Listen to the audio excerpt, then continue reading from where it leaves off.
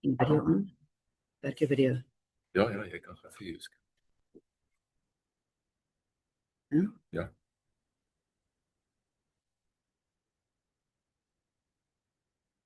Good morning, Benjamin. Good morning. Good morning, everybody. Good morning. Good morning, Rene. We can see and hear you. Good morning. Good morning. Is Werner, can you hear me? Yes, loud and clear, Renee. Good to see you. I'm going to have to go there. This is not Yeah. working. Sorry, Werner. Okay. Is yours working? I need to... Is anybody's working? I can't hear a word, darling. I can't hear Good morning, everyone. Can everybody hear me? Across the country, Renee, you were there and disappeared. Yes, Benjamin, I can certainly hear you, so loud and clear.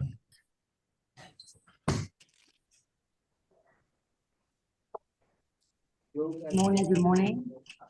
Sorry, I'm just at another device now. Good morning. Hi, Renee. I cannot hear you. Good morning. Everybody well? Yes, we can hear you now, Rene. Wonderful, wonderful. Thank you so much. We cannot hear you on our side, Renee. I'm not sure why. Sorry, is it big? Can't hear you, Renee. Benjamin, yeah, we can hear Rene and we can hear you. Okay, perfect. Excellent. Thank you. Werner, would you like to start, please? I want to apologize. Prof. Francesco is in a meeting with the DG of the NRF. He's going to join Still later. can't hear you, Renee. Can you hear me? And welcome, everybody. Renee, yes, I can start. Let me just check. Benjamin, can you hear me? Just give us a thumbs up. Can you hear me, Benjamin? I can hear you, Werner. It seems like we are struggling with the sound of Benjamin. It sounds to me. Let's just hang on a moment before we start, because I would like him to be connected properly. I'm just going to message him separately. Okay.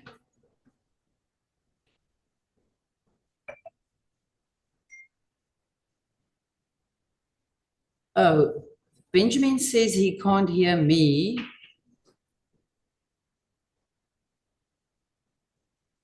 I can hear you, Rene. Yes, you can hear me. are. Okay, thank you, Tutukile. I can also hear everybody just fine. Okay, excellent. Hello. The technical issue on my side. Hello, Benjamin. I can hear you. All right. I think we can get started shortly.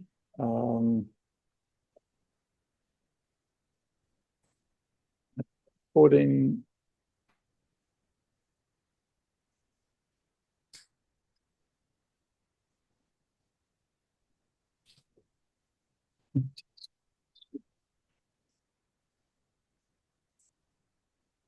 I think we can start. They were wanted.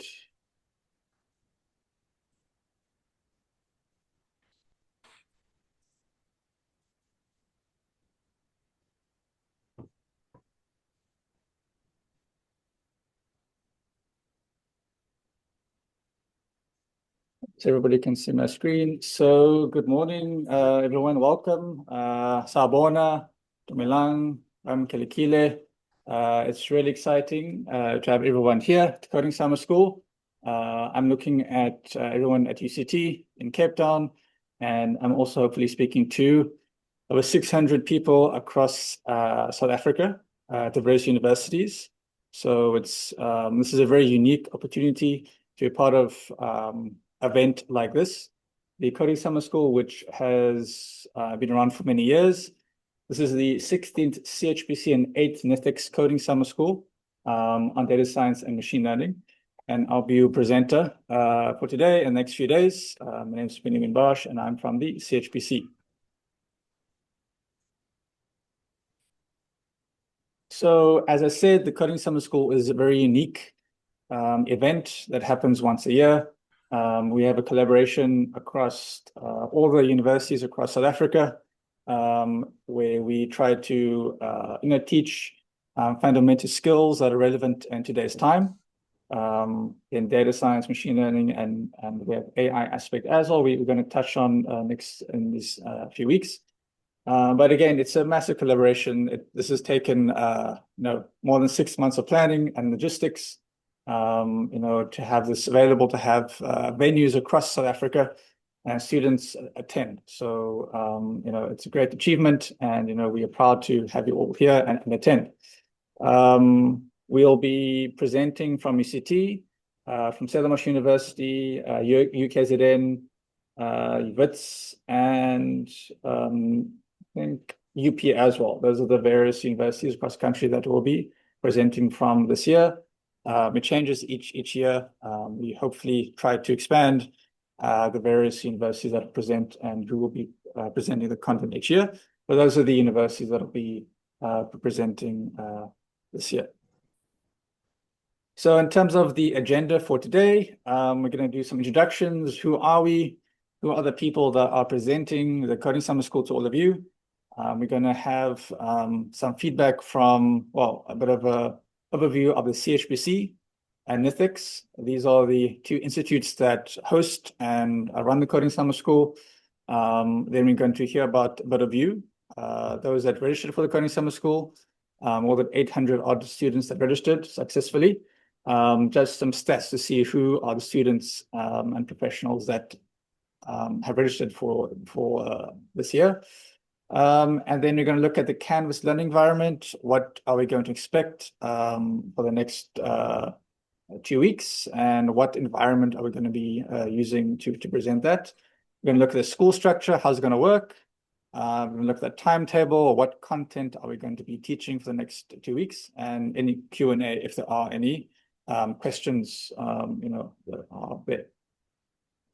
So first and foremost, from the CHPC, I just have to remind everyone this is quite a large group from both CHPC and NITheCS that were able to put this all together for everyone, and it's growing each year, and we're very excited to have everyone on board. But my name is on top. My name is Benjamin Bosch. I'm the lead coordinator for the Coding Summer School. I'm also the lead software engineer at the CHPC. And then we also have my colleagues at the CHPC that also participated very heavily in making this work from the CHPC side. So Nomlin Fupi, and then our research manager at the CHPC, Dr. Vanny Jens van Rensburg, we'll hear from shortly. And then Kevin Koval, senior research scientist at the CHPC and also senior advisor to the Coding Summer School. And then Mr. Vuyo Mfidi, sitting in front of me, UCT. Participants can see him. Can raise your hand, Vuyo. He'll be participating as well quite actively. And Cynthia, where's Cynthia? UCT students can see them. And then from NITheCS, I'm not sure, Renee, do you want to just do the NITheCS intro? Who participated quickly? So just very shortly from my side, welcome to everybody here today. We thank very much the CHPC for working along with us. On behalf of our director, Prof. Francesco Petrocione, welcome to everybody here. This is a wonderful learning opportunity, and we are hoping for this to grow year on year. Thank you very, very much to our colleagues, Aluwani Guga, Tutukile Kumalo, Krishna Govender. Special thanks to Benjamin. There's a whole team behind this, making this happen. So thank you to all those people. And just something from my side, for those of you that aren't yet on our mailing list, please, the NITheCS mailing list, there's a lot of information. So please just go onto the NITheCS website, just sign up if you're not there yet there. There's a lot of valuable information, future learning opportunities like this that is available. So welcome once again, and over to Benjamin to continue. Thank you so much again, Benjamin, for all your hard work and making this a massive success. Thank you. Cool. All right. So the next part of the presentation is going to look at an overview of the CHPC, the organization I work for. I'm going to ask our research manager at the CHPC to just give a few words, maybe. I have a little slide if she wants to use it. Well, over to you, Werner. Yes, no, thank you very much, Benjamin, and thanks to everybody that's joining, of course, the start of this training. I've not prepared any slides. I think there's going to be many slides and lectures shared in this session. So I'm just going to give a very brief just background, not only on CHPC, but maybe just a little bit where this training program comes from. So maybe just to start, of course, the CHPC, or the Center for High Performance Computing, is the national facility for computing resources in the country. And when I say this, the meaning to each one of you on the call means that each one of you has the opportunity to make use of resources at the CHPC. So any computing needs or access to processing that you need can potentially be fulfilled by the CHPC. And this is an organization that is directly funded through the Department of Science, Technology and Innovation. And we are hosted at the Council for Scientific and Industrial Research, so the CSIR. And we've been doing this and hosting state-of-the-art compute infrastructure since 2007 already. So it's many years. And it's for this same period that we have been mandated and focused on training. So you will see that we are already now at the 16th coding summer school. So there have been 15 others that took place. And I think I'm not going to say much more about the CHPC, other than many of you on the call are already users of the CHPC. But if there's some of you that have never heard of the CHPC or don't know what we are doing, this next week or two is really your opportunity to also broaden your understanding. We're going to have CHPC colleagues being led by Benjamin that is going to do at least the first week of the training. Please engage with them, ask about opportunities.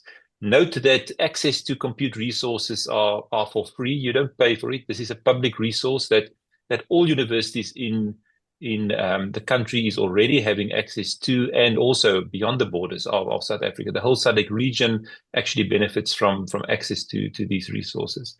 But maybe just coming back to the Coding Summer School. Now, as I said, there were 15 of these events before, and it went through many different formats and changes over the years. A decade or more ago, this training was focused, and we called it not the Coding Summer School, we just called it the Introductory Programming School, meaning that we focused on some basic programming techniques and skills. And over the years, this has changed, has transformed. It got more in line with new demands that is faced by researchers to build their skills. I mean, there's no doubt that data science, AI, machine learning is taking the world by storm, and we at CHPC are integrally part of that, say, transitioning to also equip our users to make use of our resources in an optimal way in this changing environment. So initially, this event was only a physically hosted event. There's only a few individuals that could participate. We couldn't accommodate the kind of numbers we are seeing now. And then, of course, all of us went through the challenging COVID period where no physical events were possible. And this event simply continued in a completely virtual way for all. So 2021, 2022, this was a virtual event. And I think, although those were challenging times, it equipped us to now be in a position to host probably the most effective format of this training that we can. In no small way, this is made possible by this very important collaboration between the CHPC and NITheCS, the National Institute for Theoretical and Computational Sciences. So, Renee, I don't know if Francesco is on the line, but I know you and colleagues are here. I cannot emphasize enough how important this collaboration is. We already started with our first event. It was still a physically hosted event in the Drakensberg in 2019. We then went to Saldanha Bay in 2020. I still remember it well. Then we went into COVID, and we simply continued in this collaboration. And I think if I look at the reach of NITheCS to engage with the computational sciences community, it makes perfect sense for the Center for High Performance Computing and NITheCS to collaborate in this way. So when I say please learn more about what CHPC can offer to this community, in the same breath, I want to say, make sure that you know what NITheCS is about, because it can only be to your benefit. And of course, NITheCS takes responsibility for the second week of this training, but the whole event is organized by all of us. So Yeah, Benjamin already and Renee already highlighted the team that is involved in the organizing and hosting of this training. I just want to, right from the start, thank the CHPC side, Benjamin, for your excellent way in which you are coordinating and arranging and making sure that the content that we are presenting today. I mean, today the Coding Summer School is officially a coding school in data science, machine learning, and AI. So that has been a full transition now. You're going to be confronted with a lot of, yes, interesting and basic coding principles, but it's also going to be focused on equipping yourself for this changing environment that we are seeing around us. So Benjamin, thank you to you, Nomli, Vuyo, Cynthia, and also Kevin, the CHPC team. There's a lot of effort. And as if Benjamin says 6 months ago, I can tell you it's actually earlier. I mean, it's a 12-month project to get the organizing of this done. And again, CHPC cannot do it alone. If NITheCS was not there to catch the balls falling, it would not have been possible. So, I mean, I can say with no doubt that from a CHPC perspective, this is the biggest and most far-reaching training that we are involved with. I mean, if you just look at the numbers, 620 or so people that are actively participating, and if you think, I mean, all of them had to go through an assessment. You don't simply pop into the training and participate. You need to show that you are ready for the material that's going to be presented. So thank you for all of those that took the effort to do this. And then I want to also thank the 29 champions and institutions. For this hybrid format to work, we need the buy-in and the efforts of those champions and all other people on the various sites at the universities. This is a fantastic effort and collaborative effort being shown, and we like to showcase this to at least our funder, the DSTI, as the way that training probably should be done these days to get the best effect. So that is thanking, of course, the trainers, the champions. But lastly, I want to thank the people that's actually participating in the training. It is you, the student or the participant. Make the most of this. This is an opportunity that I want to say is unique. You're going to get interacting with really experts in the field. You will see that they will be keen to engage with you. If you want to know more about any of the topics being presented, engage with them. In the vein of a virtual hosting, I cannot emphasize enough how important it is to communicate. I mean, yes, in your environment where you are physically, if there's tutors or other students, learn from each other, but make use of the online resources that's being put in place. A huge effort has gone into preparing these online resources. And you will see if you go onto the Canvas site that these are well thought through and presented in a very clear way to you. But also Slack, you are on a Slack channel for this, dedicated for this training. Pose your question there, pose your comments there, make use of it. There's no such thing as a stupid question. If you have the question, the chances are good that there are many others having the same kind of question. Please make use of it. And for the best learning experience, I cannot encourage that enough. So Benjamin, this is it. I'm not going to keep everybody listening to my voice all the time. All the best with the training, all the best to all the participants. And I'm looking forward to get feedback as the training go along. I will pop into at least the UCT site probably tomorrow. But I'm looking forward to the feedback and all the best. Thanks, Benjamin. Thank you, Werner. The next presentation was by Prof. Francisco Petroni, the NITheCS director. But as far as I know, he's actually in another very important meeting. So maybe if I can ask Renee just to give us a brief overview of NITheCS for everyone. Okay, thank you very much, Benjamin. Okay, so I've been here since 2010, and initially we were the National Institute for Theoretical Physics. Okay, to make a very long story short, we now look after all these fields that you can see in this slide. It is the one thing you don't see there that we also take care of is quantitative chemistry. And often on the verge where some of these fields meet, that is where really interesting things happen. So what I definitely would encourage people to do is to make sure that, like I said earlier, please join our mailing list. There's often a lot of, everything that we do is free. It is given normally in person, online, and on YouTube. So all of these videos will be made available afterwards on YouTube, so that it is there to refer back to in the future. For those that maybe don't know, every Monday, 4 o'clock, we have a colloquium. It is given in very different fields, but we encourage students and faculty to listen to those colloquia, because there is a lot of interesting other learning that can take place, and often new collaborations start, from people meeting new people or engaging in topics slightly outside of their own comfort zone. So that is a very, very short summary. You aren't here to listen to me. There's a lot of very interesting topics coming up. Please feel very free to engage on the Slack, ask questions. You are definitely in for a very interesting few days. And please don't underestimate, maybe in tea times, asking your colleagues if maybe you've fallen behind. Just make sure that, you chat constantly, make sure you keep up with the fast pace. So good luck and have a fun time. Thanks, Benjamin. Thank you, Renee. Cool. All right, let's move on to the next item of the agenda, which is understanding more about all the students or participants that registered.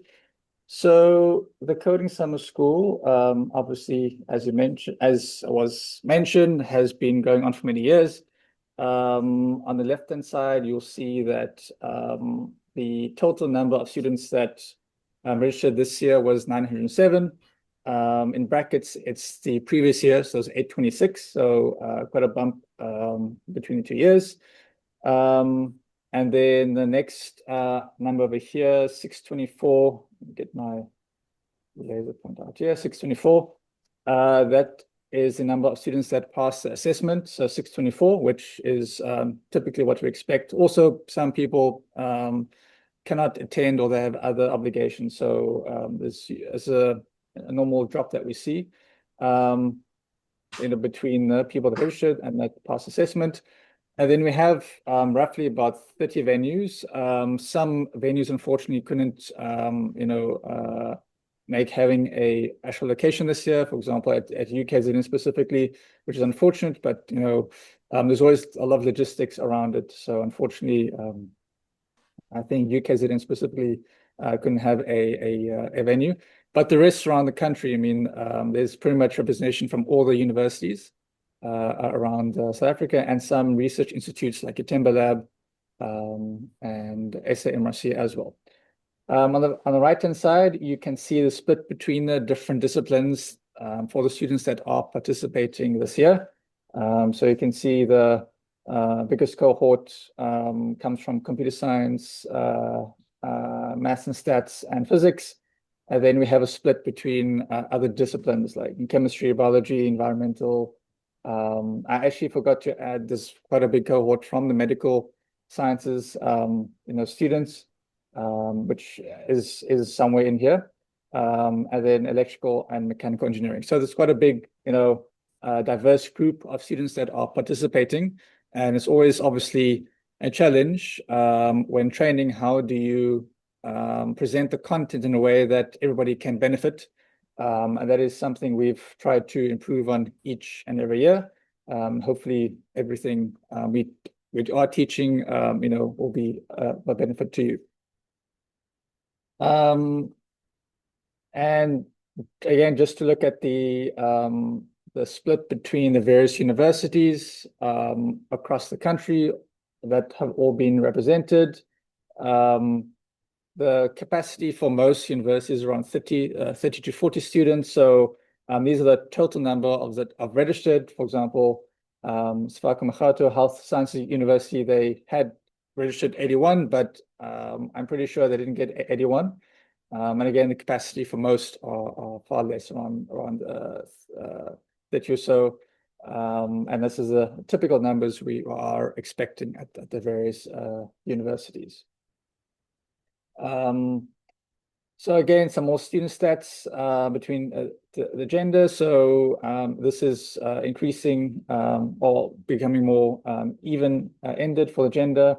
In terms of degree as well, the undergraduate cohort of students is increasing each year. However, our primary focus for students is postgraduates. So those are MSc, honors, and PhD, and postdocs, which are the predominant number of students participating are from are doing postgraduates, but undergraduate specifically, that's final year only that we do allow, because we do expect them to do a postgraduate or after that. Since the CHPC and NITheCS, we are actively always looking for postgraduate students, because they are or people in a postgraduate degree, because they are using our resources actively. And just some background summary. Obviously, all of you have done the registration, and these are just some stats and numbers I've retrieved from those registration lists. So you can see some have attended the coding summer school before, 126. Are you a CHPC cluster user? So as a research manager, Werner mentioned, the CHPC hosts the fastest supercomputer in Africa actively. And that is in Cape Town in Rosebank, not about 15 minutes away from here is a supercomputer called Lingao. So when you ask, are you a CHPC cluster user, it is referring to, are you using the supercomputer, Lingao. So there are a few that are using it. So hopefully, more you know about the CHPC, you hopefully will start to use it and the various resources. The CHPC also provides other resources like cloud resources as well, quantum capacity too. So these are all things you can find out more about what the CHPC does.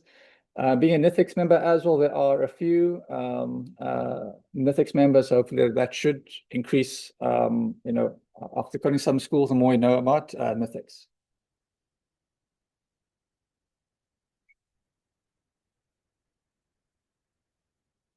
And the one thing that has changed drastically over the past year, two letters that probably everybody is familiar with and has affected everything on all levels, is two letters AI. Everybody, from any field to discipline is affected in it to some degree, and that's why we asked questions about AI when you registered. What tools and agents do you use? And we will be speaking more about AI tools and using it effectively and the myths behind AI in these 2 weeks.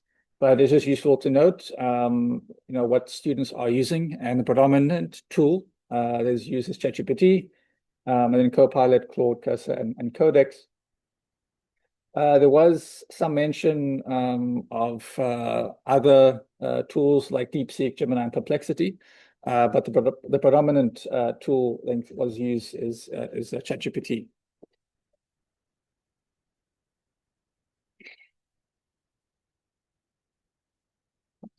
Now I ask this question as well: will AI replace what you do? So majority of you feel very confident that AI won't replace what you do, which I'm happy about, and we'll discuss more about this as well. So either you're just not sure what the future holds, or you are confident in what you are doing and you're very knowledgeable, which is good. A small percentage, 2 to 4%, say yes, it will replace what they do, which is quite sad. But we'll discuss this more. Again, these two letters are affecting everything and anything in the world today. So we have to also be prepared for it and make sure we understand it well. And the last question, top 10 superheroes chosen. So this is something fun. We ask the students. And these are the common superheroes that people have chosen, and it tells us a little bit more about yourselves as well. Who do you see as the top superheroes?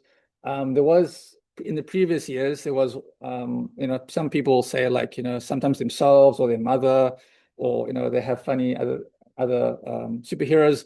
There was one that I noticed which was on the top 10 last year that wasn't here this year, which is Elon Musk. So for some reason, he's not too popular anymore, maybe for obvious reasons. But yeah, these are the top 10 superheroes. So that's just some stats to share with everyone. All right, so in terms of format, we are all here sitting, hopefully are sitting in a venue. If unfortunately not in a venue, try to make the best of it. But there'll be lectures and tutorials from Monday to Friday. Again, we try not to think of this as a typical lecture. More of we are trainers, we have some experience, and we want to share that knowledge with you in some sense. There's going to be very little theory we're going to be teaching. This is very practical coding summer school. I'm going to mention this often. It's more of a code along. You are, as a practical skill, you're going to be following along what the trainer is doing and learning in a practical way. The lectures and tutorials, 9:30 to 4. Some days we might finish earlier, but never later than 4. It's never happened before, so I doubt I will finish later than 4. The notes and exercises provided and certificates awarded to qualifying students. We'll speak more about this, the certificates, to what you need, but there are assignments and certain requirements that are needed, for example, quizzes that you'll be required to do, but we'll discuss that as time goes on. So, as I mentioned, that there's a huge cohort of students from different disciplines, and we also need students to have some level of Python. As we mentioned before, many times, this is not an introduction to Python. We expect you to have some Python knowledge, and you've used it before in your own research or studies. And we've asked you to do this prep course as well, just as a final preparation to kind of maybe familiarize yourself again with Python basics, scripts and variables, data storage, ETL, EDA. Again, these things you should be very familiar with. We're not going to teach this again. I just had this just to maybe remind yourself of the fundamentals again. Important thing here is one of the things you were asked to do for the prep course was to install Anaconda and use Spider and Jupyter Lab. So these are the two Python IDEs we will be using for the next 2 weeks. So you should be quite familiar with that now, because all of you, I think 90% did the prep course, so others just have to catch up. But Spider and Jupyter Lab are the two ones you're going to be using. If you are familiar with Python, if you're a seasoned Pythonista, then you can use whatever IDE you want, VS Code or PyCharm or whichever. But there are reasons why we are using Spider, which I'll explain shortly, which were also mentioned in the prep course, and Jupyter Lab as well. Most content that is online is presented in Jupyter Lab, so it's useful to know how it works. There were libraries, NumPy, Matplotlib that were presented. Again, standard libraries, everybody should be familiar with it. And then over here, also in the prep course, where we mentioned, training yourselves in Linux and Bash. Again, two very important skills to know what is Linux and how to use Bash, how to run commands in the Bash terminal and do file management. And these are skills that in the world of AI are very critical to have foundational skills. I'll be mentioning this quite a bit.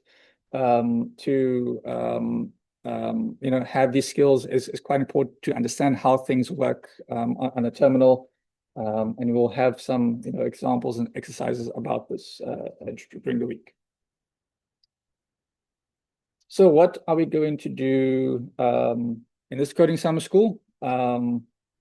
So week 1 has a data science theme to it. I'm going to look at workflow management, ETL, EDA, further examples, things that are more comprehensive, terminal skills and leveraging AI tools. So how do you use AI tools effectively?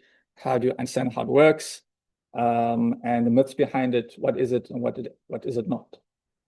Week 2, that's more machine learning aspect. And if you don't know AI is fundamentally based on machine learning. And what you're learning, computational thinking, probability theory, and statistics, which is foundational to machine learning in any case. And then machine learning and AI fundamentals, these are core to understanding how AI works, but also, you're learning the deterministic skills. So you don't always have to use AI. You can, machine learning on its own is very useful for your research. So that's why we are teaching it. I'm not sure. Okay, I'll let Krishna maybe come in a bit later when we speak more about the timetable. But this is an overview. We'll look at the timetable shortly as well for that. And just to recap for the training tools we're using. So first and foremost, everybody must be on Slack.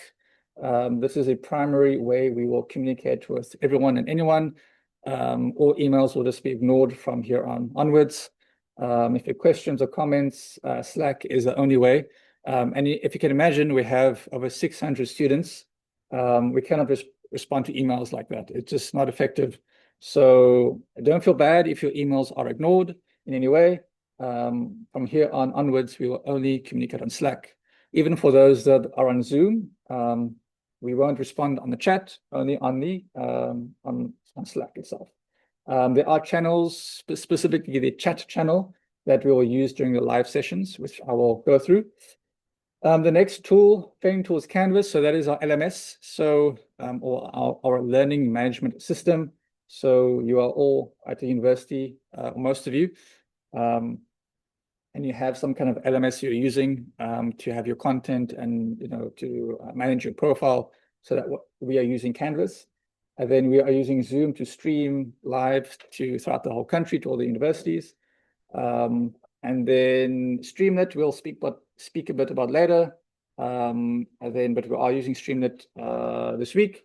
And obviously our medium of teaching or our coding language is Python.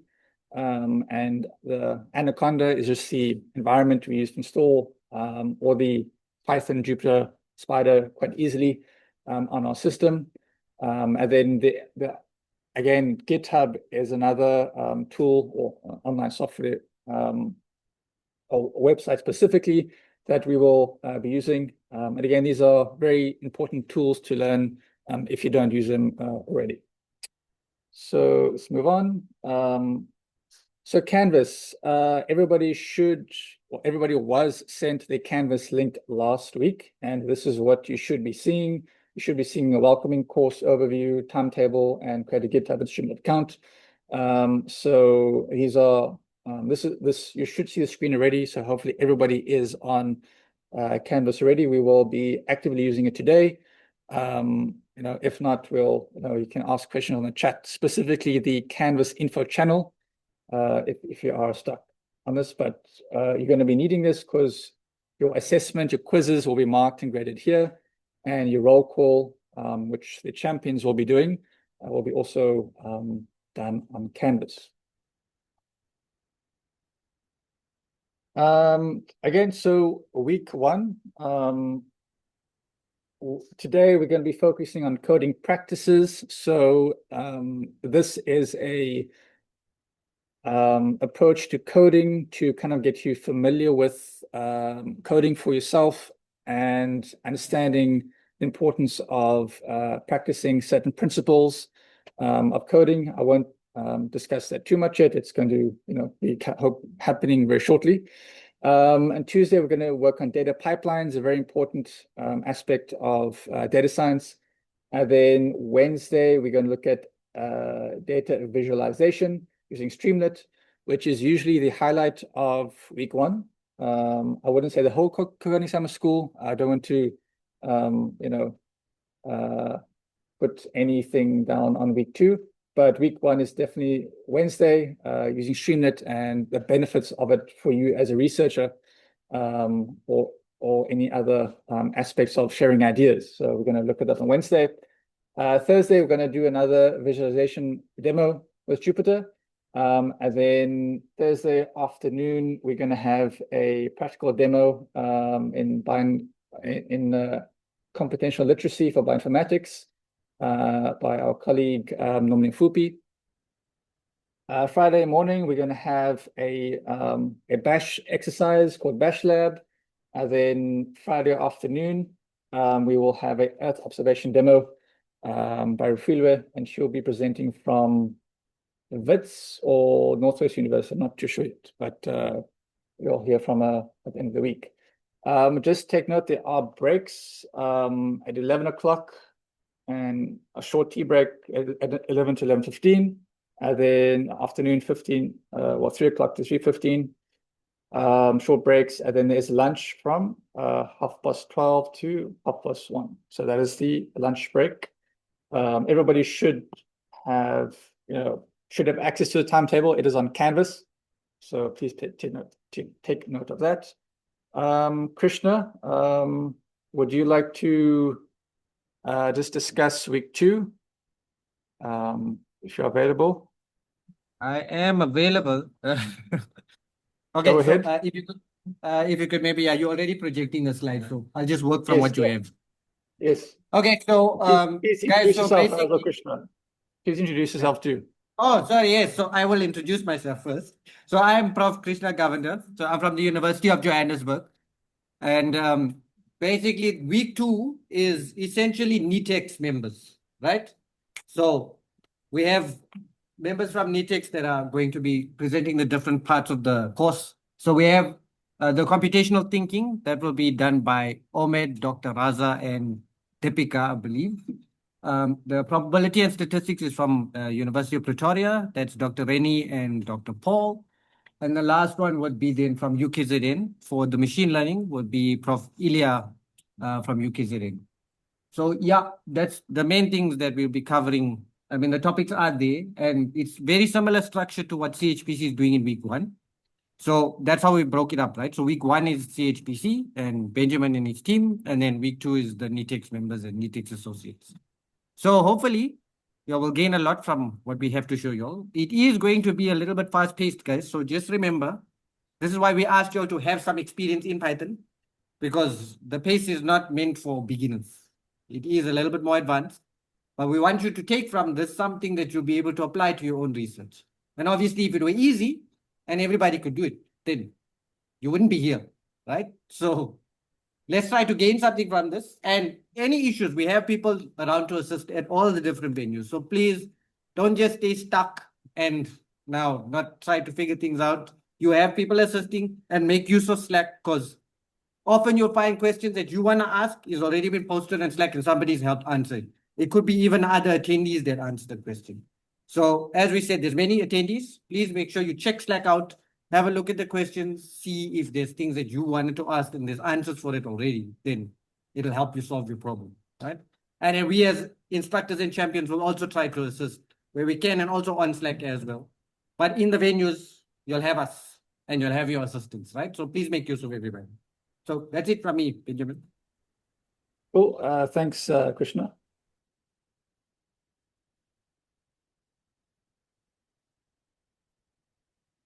All right, so the penultimate slide, how will this work? So follow, as Krishna mentioned, it's a very practical course.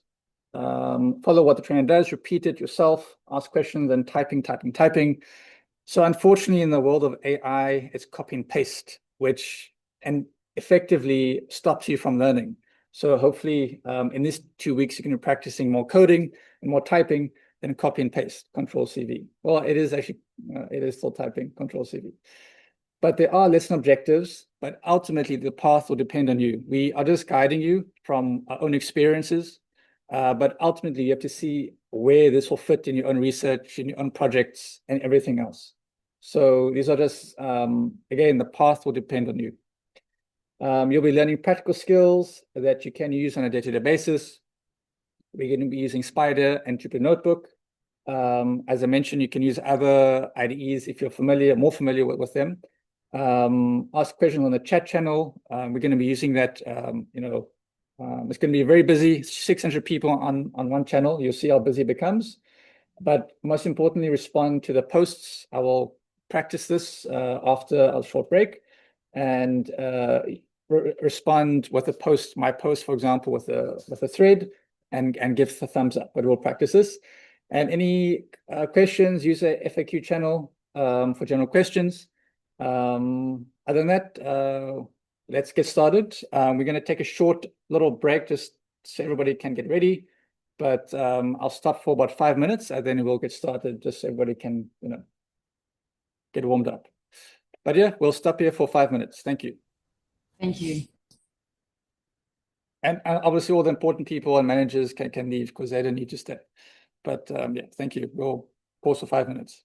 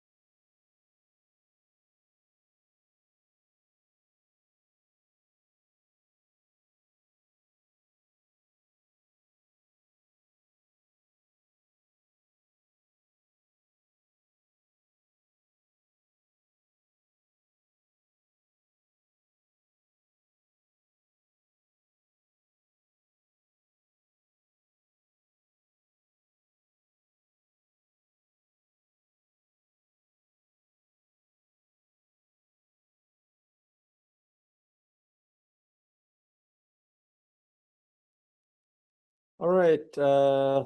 Thank you, everyone. We can continue.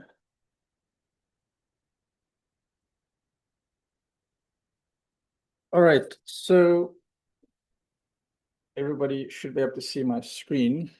And before we start,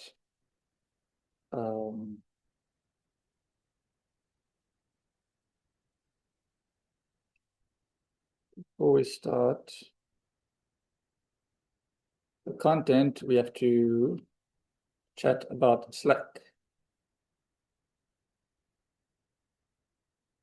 So everybody should have their Slack open. And when people have been introducing themselves for some reason on the chat channel, many people said hi, hello, and introduced themselves, but on the announcements, it clearly says, introduce yourself on the introductions channel, not the chat channel. But anyway, maybe they just want to have a chat, I don't know.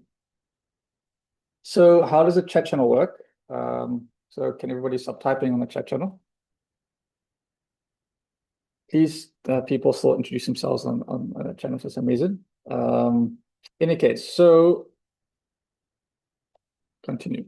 So what we're going to do is when I say ready, I want everybody to give me thumbs up. So I say ready, gives me thumbs up, and to do that, or like a tick or something on my post, just give me thumbs up.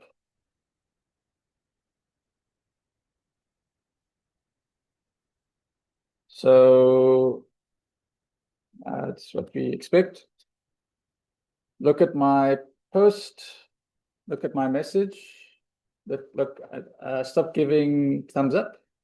Stop giving thumbs up. Stop, stop, stop, stop, stop, stop, stop, stop, stop, stop, stop, stop. Stop giving thumbs up. I'll wait for people to start listening. Stop. No more thumbs up. Stop, stop, stop, stop, stop. Stop. And it continues. It happens every year, so it's not, I expect this. Stop giving thumbs up. No more thumbs up. Stop typing. Everyone stop typing. Stop typing. Stop typing. Stop.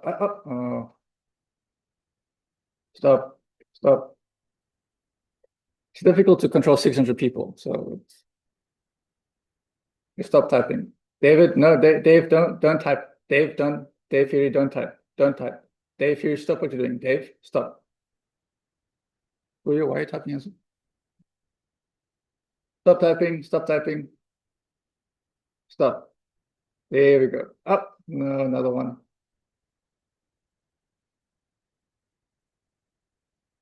There we go. Nice and quiet. Okay. So you see how chaotic that is, and it happens every year. So we will learn. Don't worry. So Bonga, stop. Don't type anything. Bonga. Bonga. Bonga, stop. Bonga, stop. Thank you, Bonga. Thank you. So we will practice that again. But just so everybody understands, when I type something, for example, ready or something, respond to that message specifically. So I'll do it one more time. We'll see if it gets any better. So when I say ready, please respond to that by clicking here to my post and clicking thumbs up. You can do thumbs up or whatever post you want. So don't type anything. There we go. It's better. So I can click on this little button here. It shows you. Thumbs up over there. There we go. There we go. There we go. Nice. This is what you expect. Thank you. Good. Okay, cool. You can carry on with that. We can continue with our lesson. All right. Cool. So coding practices. This is where we're going to begin. We have another about 25 minutes until our tea break. So let's see how far we get to. So the subheading for this is how to write personal code, and why I find this important, especially in today's day and age, is because we don't write our own code anymore. Unfortunately, we most of the time we are relying on AI to give us the answer, and to take the code, to take their code, to take their idea, and just write it themselves, and just write it yourselves, and without you actually taking the effort to write your own code. So today, we're gonna practice writing your own code, how to kind of demystify and make it fun in some ways to write your own personal code, because ultimately, you know, copying code from AI tools and whatnot, it just stops your brain from thinking. I've many times, for example, I have done this. I've had a problem, an idea, asked ChatGPT, and it gives me an answer, a solution. However, when I've done the same problem and I've taken a piece of paper, written down the problem and try to solve it, I can actively feel my brain is working. And that is, unfortunately, the biggest worry I have. There are many worries with AI, but the biggest worry I have for the so-called younger generation is they haven't struggled, they haven't made the effort, they haven't gotten that experience yet in coding and working out these problems. They're given a solution without the effort, which is a problem for their own development and growth. So before we begin, you should know more about me, because we've spoken about CHPC, about NITheCS, and I'll be with you for the next, I'll be here the whole week, but presenting mostly for the first 3 days. Just a bit about me. So I started my undergraduate in 2006 at Stellenbosch University. I did something, a bit of chemistry, a bit of physics. I just didn't really sit with me. Spoke to a few people, and then I moved to engineering, the engineering department, and really enjoyed it, really loved it. First did electronic for like half a year, then changed to mechatronic engineering because robotics was my thing. I love robotics and everything to do with it. And then 2012, I finished, I graduated, and I started my first employment at FlightScope. I did an internship for them before that, so that's why I got the job quite easily. And just a word of advice for students is to try to do internships or part-time jobs or anything that allows you to gain experience in industry or in academia. Every like holiday, I would phone, email companies that were having opportunities to do part-time work or internships, and I went for it. The one internship that I struggled the most to get into was at the South African Astronomical Observatory, also not far from here, SAO. I pretty much emailed everyone at SAO for like 2 years, just to give me something, because I loved astronomy as well. And eventually either they felt sorry for me or they just allowed me to do some work there. And it was fun. It was a great time to work at SAO. I got to see SALT, the South African large telescope in Karoo. I went there as well. So it was lots of fun. And I got better understanding of what I enjoy as an engineer and what I want to do in the future. So word advice, just do internships, speak to people, companies, academia, research institutes, just to do some part-time work. As somebody getting older, you make use of your youth. I'm not that old, but just in hindsight, it's really important to make the most of it and to gain experience and to work hard now to have more experience when you're older, as time goes on. So yeah, so I worked for FlightScope 2012, and it's a really cool company. You should research it. It's a proudly South African company.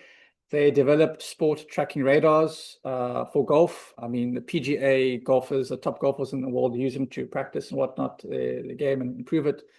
So I was on the R&D, research and development team, mainly as an electronic engineer. I then slowly but surely moved to software engineering. And the main technology they used was radar technology for sport, because radars track things that move. And then 2018, I did my master's in radar technology at UCT in 2018. And then I noticed in my career and my family situation that I started to want to focus more on software engineering, software development, and flight scope specifically didn't have that role that I was looking for. So I started looking for other opportunities. This is also during COVID. And then CHPC had opening as a software engineer, and I took it in 2020. And there I build and maintain websites and infrastructure for the supercomputer at the CHPC and the cloud infrastructure. So I do Python every day, which is something I enjoy. And I also do a lot of training, like this is the biggest training project I have for the year. And also do workshops in data science and robotics. So I still have robotics that I can still share skills in at the CHPC. And then my spare time, I try to stop my son from kitchen experiments and rabbits from escaping the pen, which is very difficult. That's a bit about me. All right, so a code along overview we're going to do today, or writing personal code.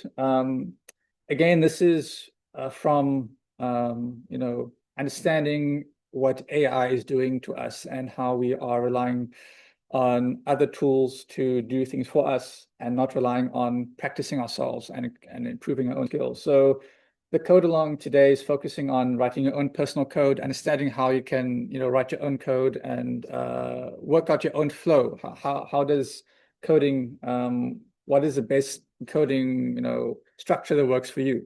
So we're going to do coding that's personal and not professional, messy, not perfect. It can be messy, it can work. That's a nice thing with Python. It allows you a lot of flexibility with coding. Making things functional, not fancy, is also important. It works with Python, and it doesn't have to follow all the rules and standards. It'll still work. And be calm, not stressful. So coding should be fun. You should enjoy programming. I enjoy it. I do it every day, and we'll discuss it more. But it should be a fun process. I've trained thousands of students and professionals, and the reason why they sometimes find coding challenging is they had a bad experience with coding. Maybe they had a bad lecturer, or they just did an online course that was super difficult, and that stayed with them or stuck with them, which is understandable. So hopefully this coding summer school will kind of give you a better perspective of coding and Python specifically. So what is your goal when you have a problem, you have something to solve?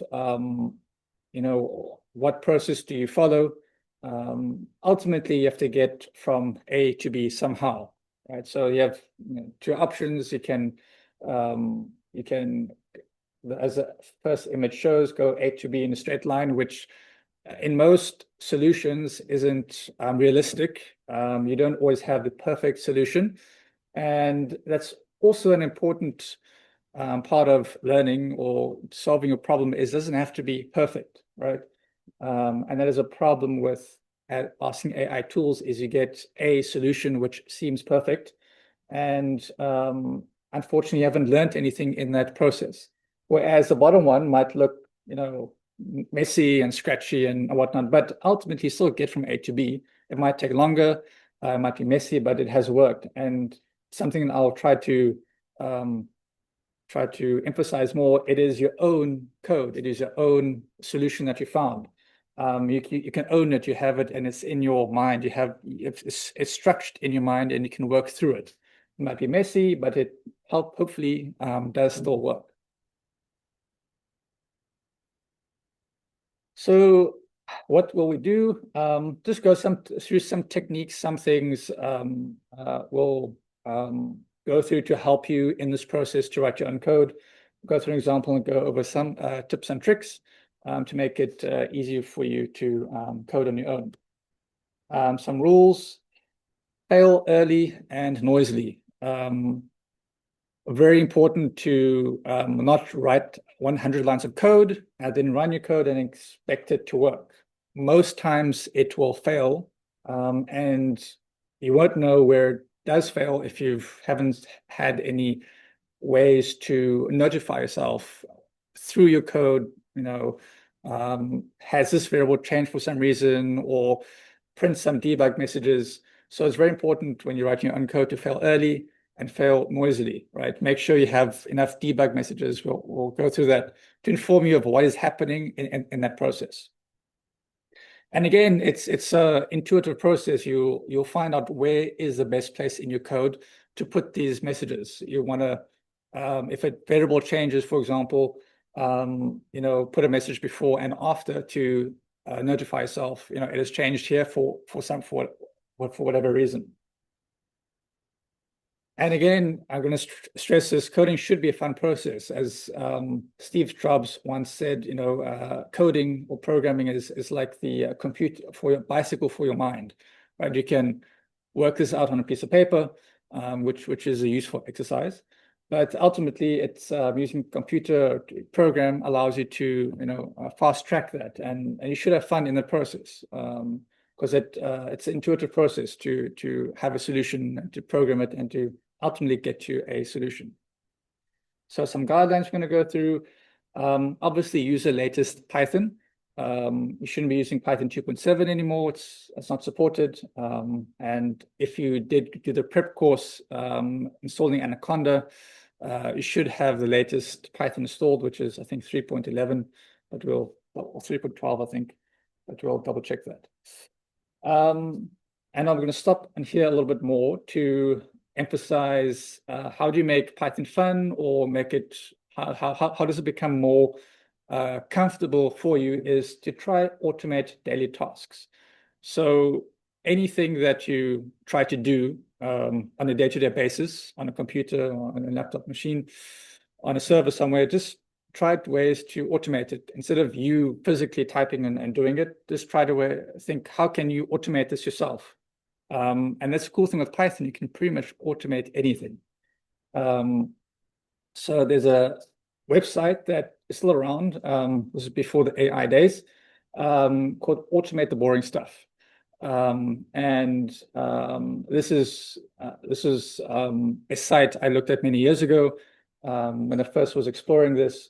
To how do you automate simple things, like even like if you want to copy files from one place to another, instead of you doing it or renaming a lot of files, for example, Python can do the same thing for you. Even moving your mouse from one side to a screen to the other, Python can do that. Sending emails, all these things can be automated very easily with Python. And this allows you more flexibility and understanding, it makes just things more comfortable for you with Python when you try to solve problems.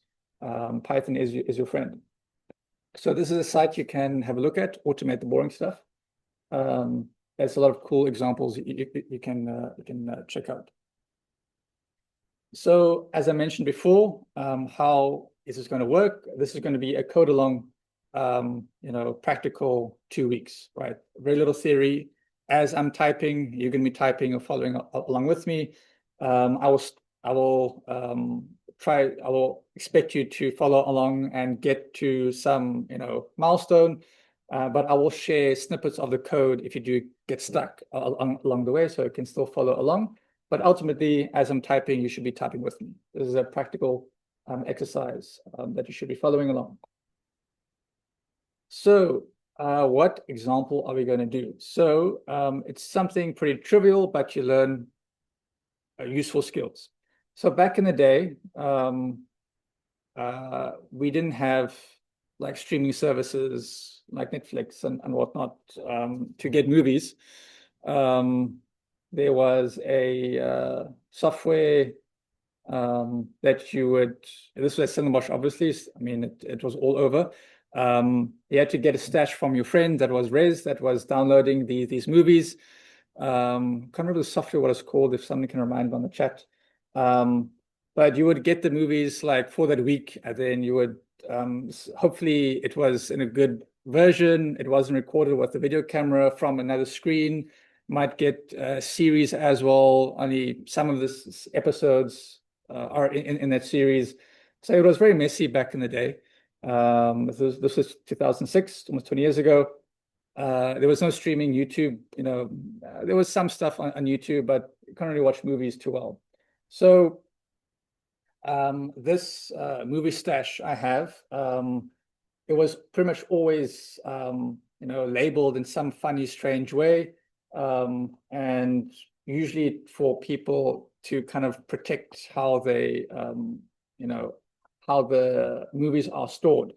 So what we're going to do is we're going to do a simple exercise in some way. We're going to create a list of movies, and with that have, I will give you that list, and we're going to go through an exercise together to rename them and store them in a certain way. And that is pretty much, the exercise we're going to do. But there are certain principles and objectives I want to hopefully, I want you to hopefully learn from that. But yeah, that is the exercise we're going to do today. I'm not sure if anybody did say in the chat, DC++, DC++.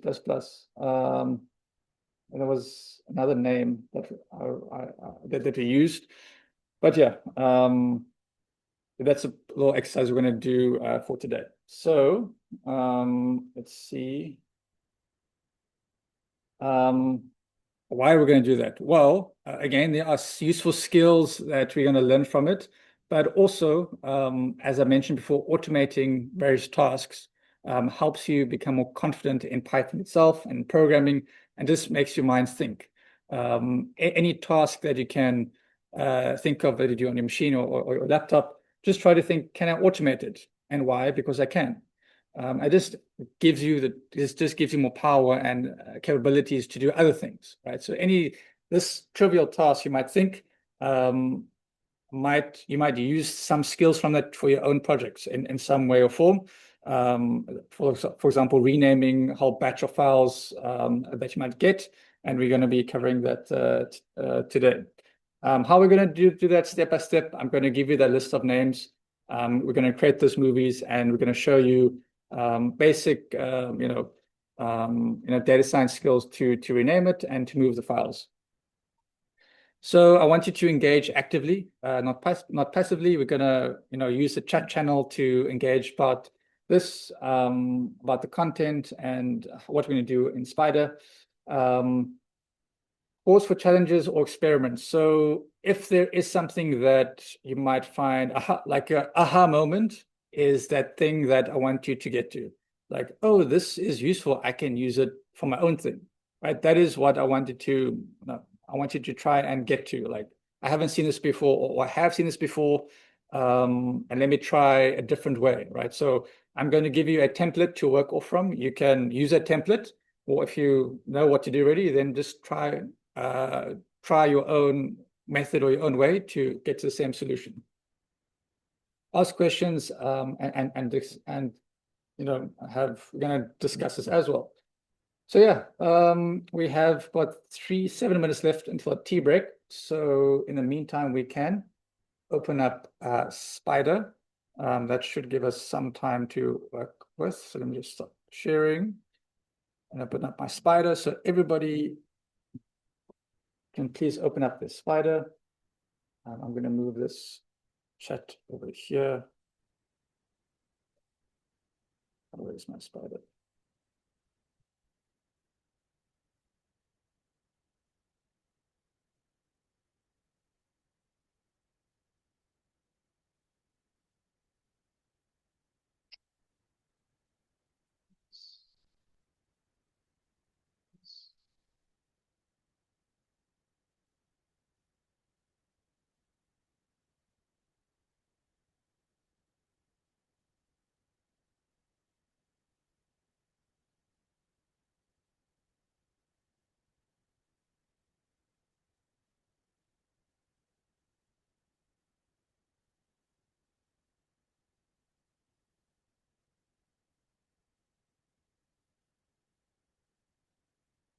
Okay, so this is Spider. Everybody should be familiar with Spider.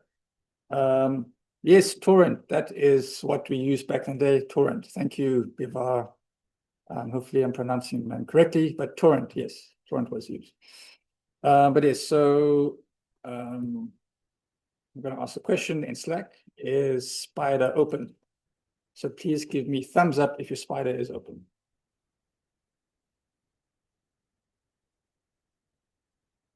There we go. So hopefully I get thumbs up or something that responds to my Slack message. If your Spider is open.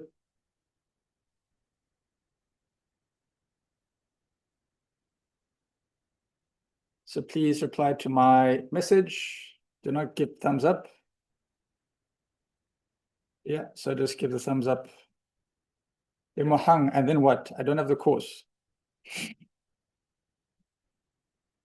Yeah, you can ask in the FAQ if you're struggling. Is Spider open? Some people still need to learn how to give thumbs up. Is using Google Colab fine? It is fine if you want. It has limitations to data science projects, which I try to explain in the prep course. But you can use Google Colab if you want. You can use whatever you want. Okay, I see some people are messaging.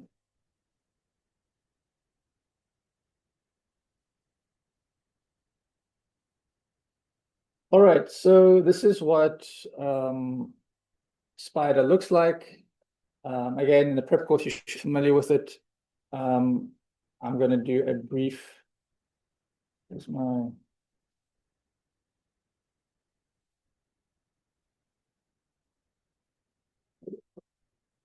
Edit tools view. We only have 3 minutes left, so.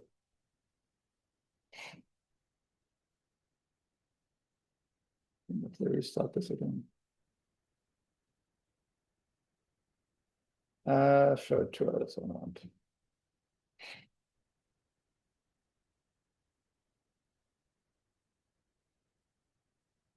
So, Spider is a powerful interactive development environment IDE for the Python programming language. This is a quick guide. You should have done the guide already, but just for everybody's sake. The editor is on the left-hand side. We're going to be working a lot on the editor. We're going to write Python code. Then we have our Python console. For quick commands, we're going to use a Python console at the bottom. Then we have a variable explorer, which is the primary reason why we're using Spider is a variable explorer, because you can see your variables change while you're coding. It's easier to understand. It's more intuitive. Coding can be quite abstract. So the key benefit of Spider is a variable explorer. Also helps people that are using Excel or used to MATLAB to have a variable explorer. So one of the key reasons why we're using Spider is the variable explorer. I know Jupyter Lab and VS Code has it, but it doesn't work as well as Spider's one. Okay, let's stop.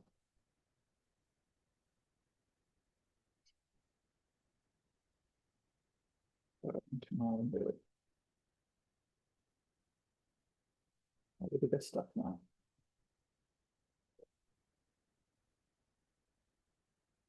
In any case, we are about 2 minutes away from the tea break, so let's rather take 1 minute, so we can take the break now and can continue with our demo of Spider after tea break.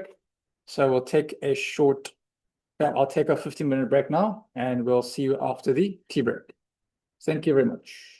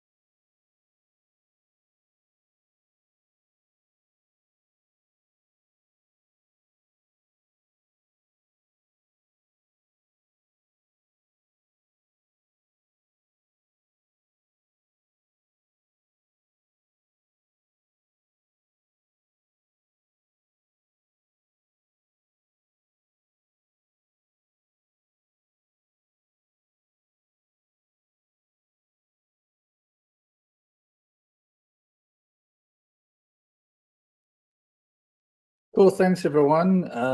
Let's get started.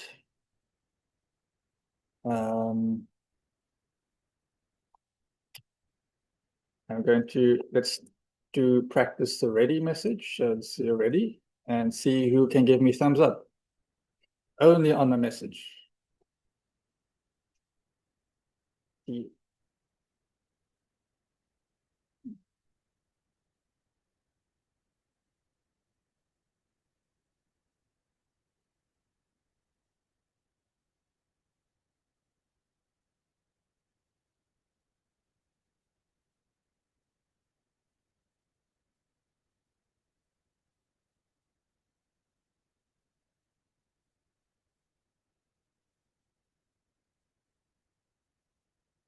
All right. It seems you are ready. So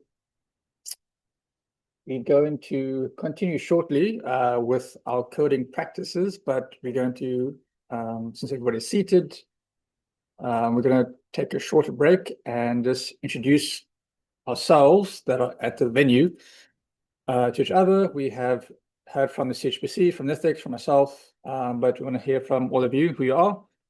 So we're going to go silent for about 5 minutes and just hear about introduce yourself, what you're studying, and any other comments you have. So just a quick introduction at your various venues before we continue. So I'll pause briefly and then we'll continue 5 minutes.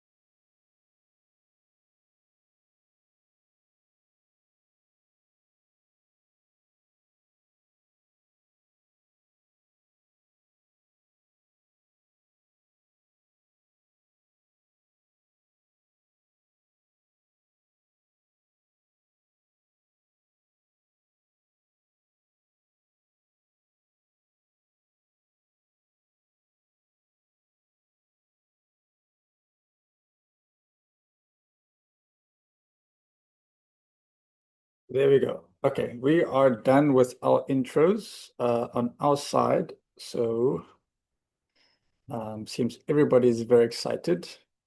So let's see if we can do another ready check.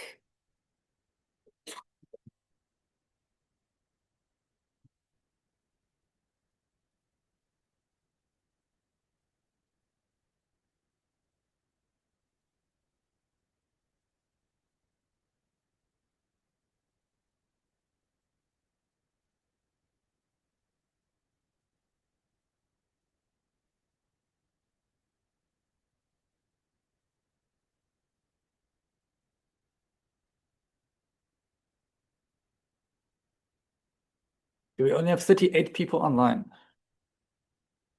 39. So please check the chat. Give me a thumbs up to know you are ready.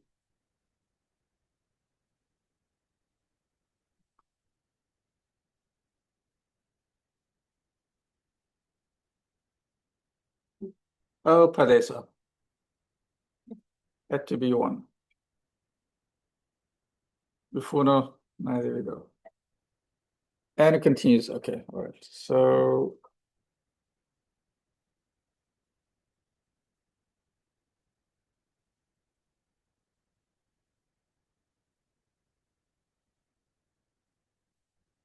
all right, so everybody should have their Spider open. I'm going to do a brief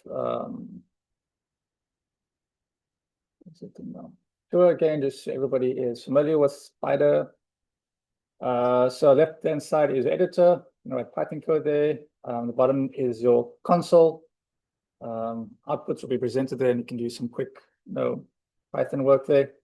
Commands, your variable explorer. One of the main reasons why we use Spider is for the variable explorer. You can see the data change and update in real time. So that's why it's very useful, more useful than other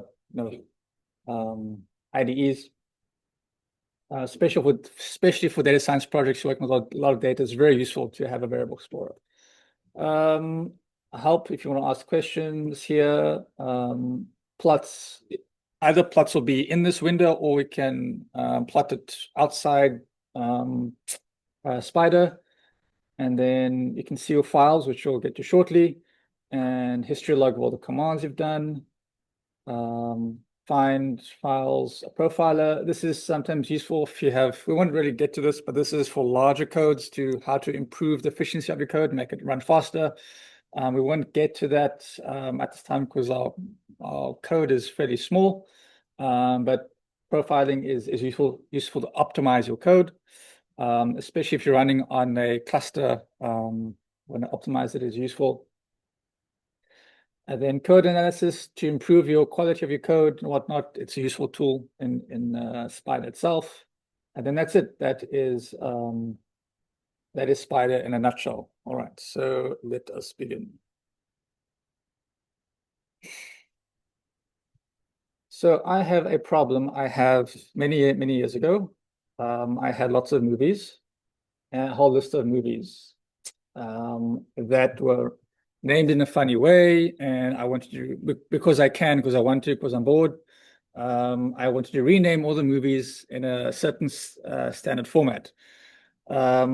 So I'm going to add comments into my channel. But before that, I just forgot, it is important to create a project in Spider so all your files know where it is. So to create a project, you click on the projects tab up at the top. You can click on new project. If you haven't done this before, click on new project. You can find your location, existing directory maybe, or new directory. Click on the project name, whatever you want to call it, and click create. I already have mine created already, called CSS. If you click on files, you'll see it is there. Even if you right click file here, show in folder, it will show the folder there. But first and foremost, create a project. So all your files will be in one place. Go to projects, new project, and find your location wherever you want, and just keep it there. you'll notice that if I save this file now, this untitled 0 file, if I say, let me start it again, the file new file, press save this file, it will automatically save. Let's call this file called scratch1. Scratch1.py. You'll see it automatically saves in a folder, and we know everything is on one place, and we can work there. So everybody should now have at least created a project, created an empty file called scratch1. Live, it's using caps. Let's remove the caps so everybody can see what I'm doing. Can maybe zoom in further. All right, so I have a problem. What is my problem? Capture problem statement. I have a bunch of movies I want to rename. Now I need to know how to do that. I'm using Python. So what skills do I need to do to solve that problem? Well, I first need to be able to access those files. All I'm doing here is I'm stating my problem that I'm trying to solve in the comment section of this file. So if you should know this, but the triple quotes refers to a comment section. So I'm just making comments just to kind of define my problem. So first access those files somehow. Somehow I'm going to need some libraries. So that library is going to be the OS library. We'll explore that shortly. I first have to access those files somehow, and then I want to rename them. Rename those files. So that's like just briefly what I want to do. Access those files somehow and rename those files to a new files and save them to a new directory, something like that. Okay, so that's our general problem statement that we are trying to solve. And how we're going to do that is access those files somehow and rename those files to a new directory. So I have to know what skills do I have to be able to do that. So let's, for the sake of this problem, we're going to create empty random files. We're going to create empty, Python files that we're going to work with in this exercise. So let's now create those files. So this was a problem. I can just like step one, create a list of empty files, empty movie files. Okay, so I will give you that list. All I'm doing now is I'm just trying to figure out what skills I need to be able to do that. So step one, create a list of empty movie files. And then we can go back to our problem statement, which is, accessing those files and renaming them. So how do I create a list of empty movie files? Well, we need to know what a list is first and foremost. So, so let's say I have a random list called movies. And I can call it just for example, like movie1.mpf, and movie2. I will give you I'll put in Slack the full list of movies we're going to work with, but I'm just trying to first figure out what do I need to get this to work. What skills in Python do I need to get to work? Okay, so I've got movies. This is what I'm going to have. This is just to create the movies themselves. All right, now how do I create how do I create a file, any file in Python? I can use an open command, for example. Let's say file equals open, like call it movie3.mpf and write it. This command on its own, why is it complaining? Complaining because of these quotes over here. This command on its own will create any random file for you. I just called it .mpf, but it can be anything. It can be a text file or Excel file, anything like that. This command on its own creates a file. The name obviously will be movie3.mpf, and then this W just means I'm writing to that file. I'm creating a new one each time. I can make it A for append or some other fields to do other things with it, but here I'm just writing file. So to actually write that file, I have to say call this function called write, make it empty, what's this empty quotes, and file.close. This is the basic process to create a file. I first create an instance to create this movie. I physically write it to the current location, and then I close that file, so it can't be stored somewhere. So let me save this and run it and see what happens. Run, press F5. And you'll see in our console, it has run this file, and you see that in my folder, I have a new file called movie3.mp4. So my process to create all these empty files is working fine, because if I can do one example, if I can create one file, I can create many files, right? So we're taking things step by step. So that works. This is not the ideal way to create or to create files, because we have to continuously close, remind ourselves to close a file. And when we're working with creating things, especially on a system, we want to cleanly open and close things. So what we're going to do is rather use the with command. And with is useful to creating files and maybe opening connections to your database. But I'm going to use the with command to in future create a file. So I'm going to say open the file name, so it can be movies movie4.mp4, mp4, well, can't spell mp4. And W, and then as file. And then I say file.write, empty file. So this is the correct way to do it, to make sure that it opens and closes, whatever file I'm writing cleanly in Python and doesn't maybe crash something afterwards. So this is what I'm going to be using.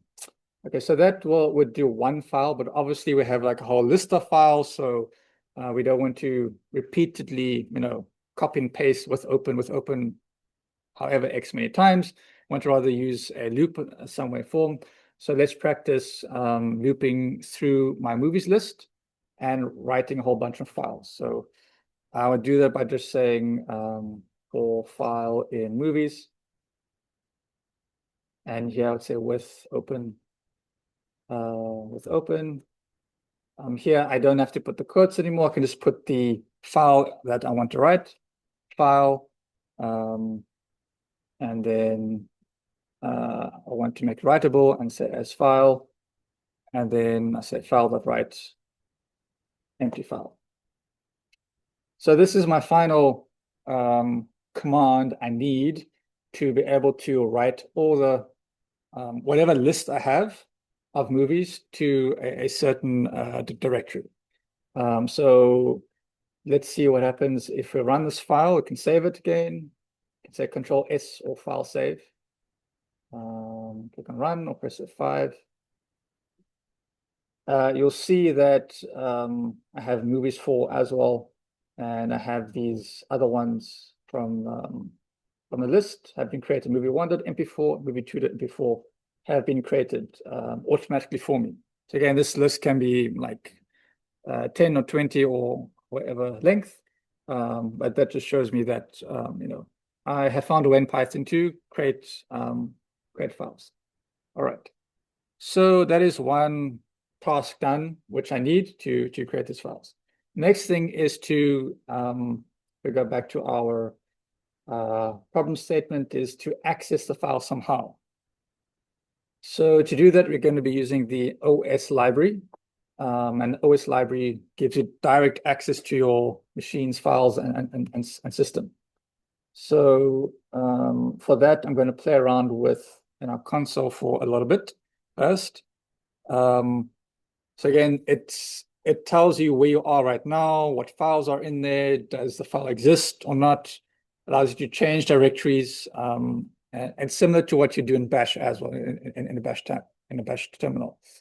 There are other libraries that are probably similar, like Pastlib as well does it for you, but OS library is quite useful to use. All right, so we're going to be working now in the console. Again, this is just like we're just figuring out what tools we need to do this little problem I have, right? To rename a whole bunch of movies. So let me just clear the console by saying clear. And I'm going to import my OS library, import OS. Now I can use it. So the first thing I want to know is, where am I at the moment? What is the current working directory? Current working directory. So I can say os.get cwd, get cwd, which is get the current working directory. And this tells me I'm on a D drive, on a folder CSS, and another folder called CSS. Okay, that's useful. Are there any files in this current directory? Well, we can use os.list, list dir, and to get the current directory I'm in, to list any files, I say, problem there.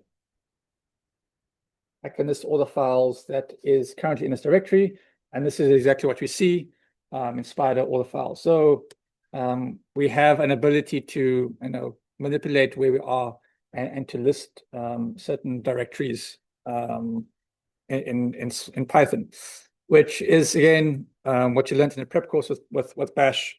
Doing this in a Bash terminal. Now we're kind of doing similar skills in Python as well, knowing where we are in our laptop, what directory are, what files are there. So another thing that we need to use is, what to know about is if a path is, if a file exists or a path exists. So we can say os.path.exists. Let's see if we say, like, for example, like I have movie 1.mp4, see if that exists. .mp4. It returns true, which means it does exist. If I say, for example, to the up arrow, just say 10, it should return false. So this is just a check to make sure that, for example, a directory or file does exist, which is useful in the little problem we're trying to solve. All right, so another thing I need to do is I can access files now. I can go check if a file exists in a directory. Another thing I mentioned in my problem statement was I want to copy or rename those files and save it to a new directory. All right, so I want to rename it and save it to a new directory, which means I have to kind of find a way to kind of add a directory we want and then add the file name to it as well. So how do we maybe create a unique path, right? So our code might be here in this folder, but where we want to save it to could be some other location, right? Which is a useful skill to know how to do. It could be on another server as well, on a cloud. So it's important to have that flexibility. So let's say we have we have a file name. Let's just call file name called movie 5.mp4. This is going to give me an error because there's no string here. File name, and then we're going to create a file path variable. path variable, and we're going to use os.path.join, which will join the directory I want or the location I want with the file name. So I don't actually have a directory yet.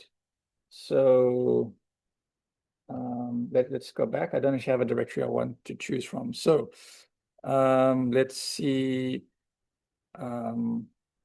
Let's call the directory current location and call it Apple.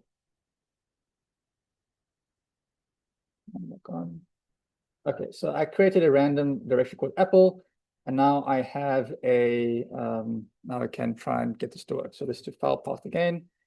File path equals os.path. This os.path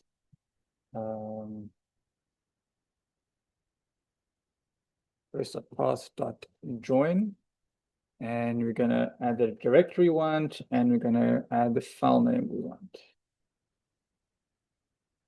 Okay, so that has created a file path for me.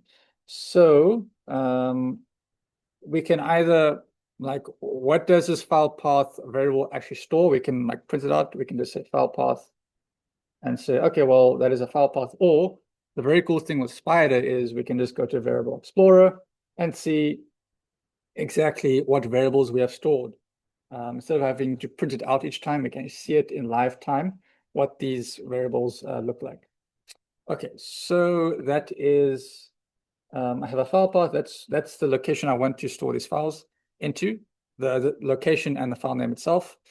Let us now create this file. Let's create this file in this directory. So let's say file. How do we create a file again? We say have to do the open command again. So it's file equals open file path. Oops. File equals open, and then file path, and then W. So I think that's what I want to do. That's how we did it last time. Let's create an instance to create it. And then it says there's no such file or directory called Apple, which is true. I told it to create an instance of a location somewhere which doesn't exist. If I go to files, there is no Apple directory. So I have to first create the directory. And how do you create a directory in Python using the OS library? You say os.makeDirs. Let's call it Apple. And there I have created a directory in Python, and there it is. So now if I use my up arrow key, and I should get file to work, and it does. And now I can say, let us write that location. So file.write empty return 0, and there it has created it for me. And let's close this instance. Close that as well. Let's close need wrap up it does. All right, so the only thing I'm doing here is I'm getting a feel of what Python stuff I need to do my little problem, right? So if you're kind of stuck what I've done, I will share the actual code snippet that we're going to be working with if you are stuck in any of this process. But ultimately, I have all the tools I need in Python to actually do what I want to do, which is I can access the location of the files, and I can create directories and whatnot. We haven't even gotten to renaming it yet. That is still come. All right, so that is, I've kind of orientated myself to understand what I need to do, so we can kind of move on to creating that file. or creating those empty files. So all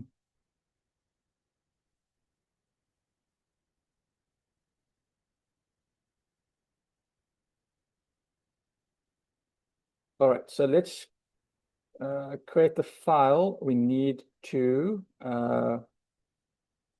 create these movies. So I'm going to create a new file here called save it and say create movies or create files. Hi. And I'm going to need a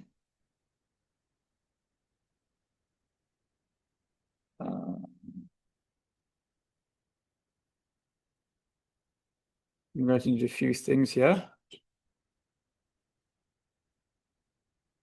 I'm just going to import the OS library. Import the OS library. I'm going to define a directory. Define a directory that I want to store all these movies in. We'll call it messy movie files. And I'm missing my equal sign here. Again, I will give you this this part of the code. I will give you if you are struggling for whatever reason.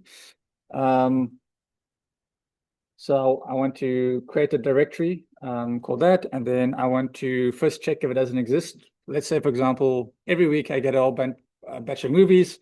I want to make sure that my messy movie files doesn't exist, or the new batch I'm getting doesn't exist. So I can check if it doesn't exist by saying if os.path exists, and then put the directory there. And then if it does not exist, then create it using make ders again. Or not make ders.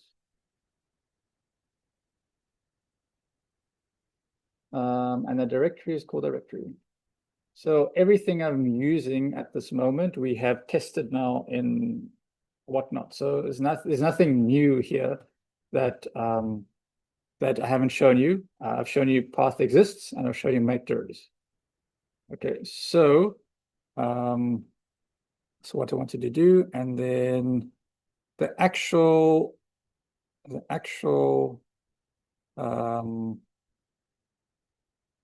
list of movies I'm going to share on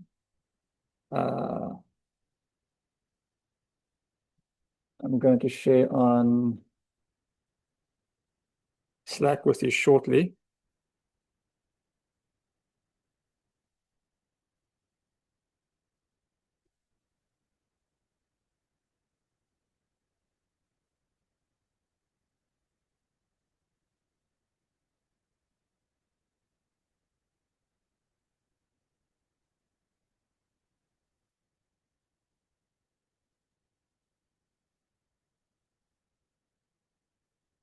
So if you check on Slack, I have given you the list of movies we're going to be using. So I'm going to copy and paste that same list over here. And here's my list of movies. And you'll see a lot of them have various characters in it, which isn't ideal.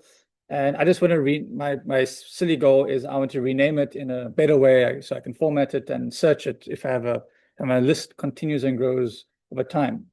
So I want to remove all these underscores and exclamation marks and make it easier to read and to make it searchable. So this is my list. So what do I do? Well, like with any time you want to iterate through a list, is you need a for loop. So it's a for file in my messy files. And as you are noticing, Spider allows you to autocomplete variable names or even commands. So I just started typing messy, and pops up the variable name for the list, and I tab and it auto completes for me. So it helps you, type code. And then what I want to do is I want to store it in a certain directory. So I'm going to say file path equals os.path path.join, and my directory I have above, and my file I have in a for loop.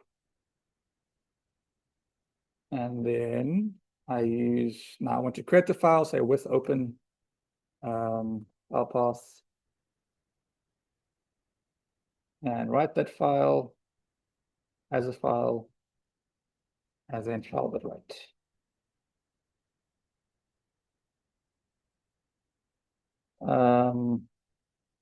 That is pretty much it. That's all we need to kind of write all these files to a folder that we're going to kind of filter and clean up afterwards. What is useful, as I mentioned before, is to kind of fail early and noisily, is to kind of make a note of what is the size of this file. If it wrote it correctly, well, it should be 0 initially, and then afterwards, when you run it, it should have populated the folder with all the files. So before I do this, I'm going to just going to say print f string. What is actually a better command to actually? What is the command we had to find the length? Lister. I think you should be able to do this. Print f string length of os.list directory.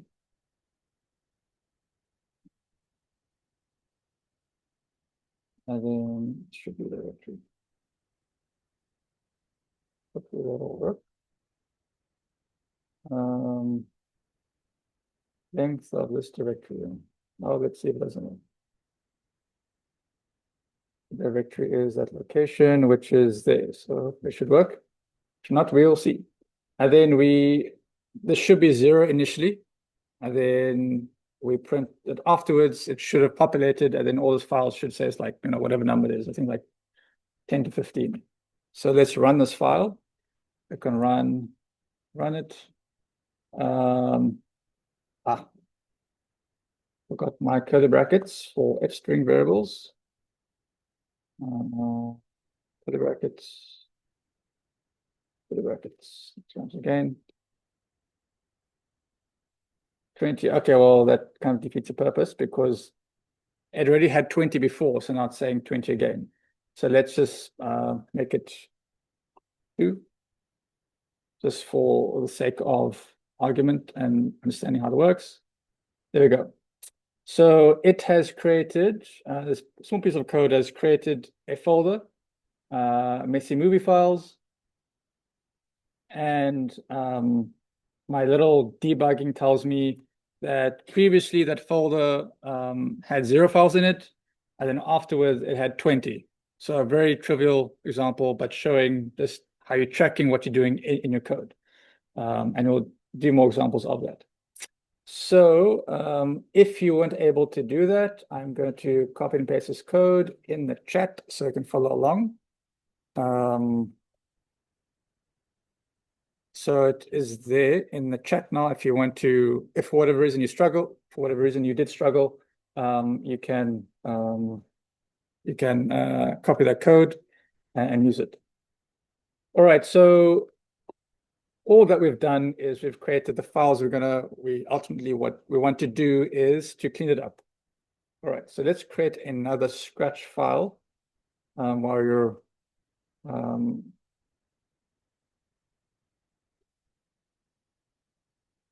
Scratch 2.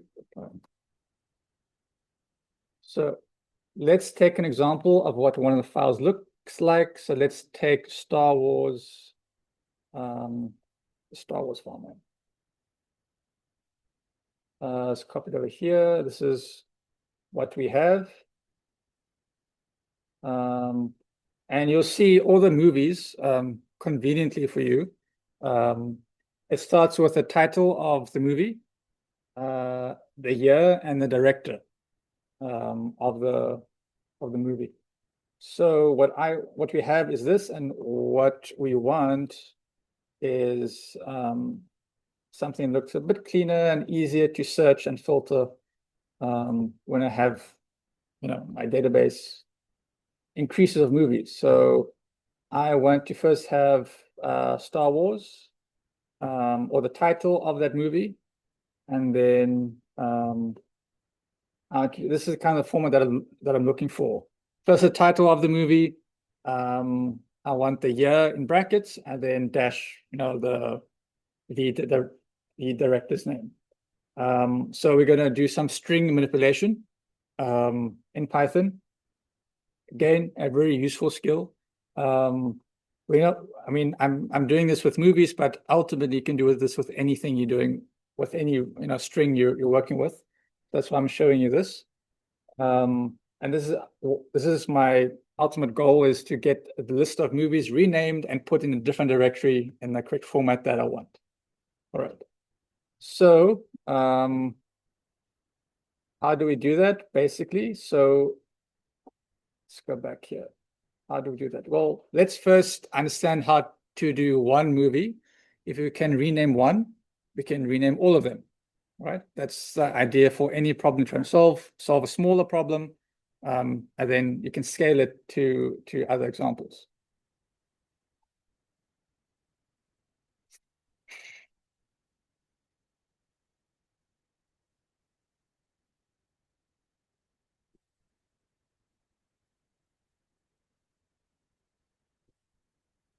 So what do we want to do? First thing we need to we want to extract each of the information from the full name, so we can give it a new format at the end. So the final format is going to be a new name is going to be so movie title, the year, and then the director, and then dot extension. That is ultimately like the format that I want to have my movies in. Not nice and neat, right? So first thing we have to do, we have to extract the title or the name, file name, from the extension. So we have to split the file extension from the name, and then replace the separators, delimiters, like the underscore, comma, semicolon, exclamation mark, all those with spaces. Extract the year. So to do that is a bit of more involved process, because we have to split the name in words, and then find 4 digits next to each other. Then we have to get the movie title, which is everything before the year, and then get the director, which is after the year, and then rename it. Rename it in that format. So that's it. That is the objective that we want to try to achieve. Again, I'm going to give you a certain template to work off from. If you are comfortable doing this on your own, you can, in your own way. There are multiple ways to do this. I'm going to show you one way. and I will give you some guidelines. So, as I mentioned before, any problem you have, try to solve problems, small problems first, and then you can scale it to multiple problems. So, for example, we're just taking one. We can rename one correctly. We can rename, hopefully, all of them correctly. There will also be some variances between the two, but we'll try to work that out. So let's get, let's take our movie, for example. This is one of the names you have. So movie, this movie we have. First thing we have to do, we have to split the file name with extension. So we can use os.path.split extension.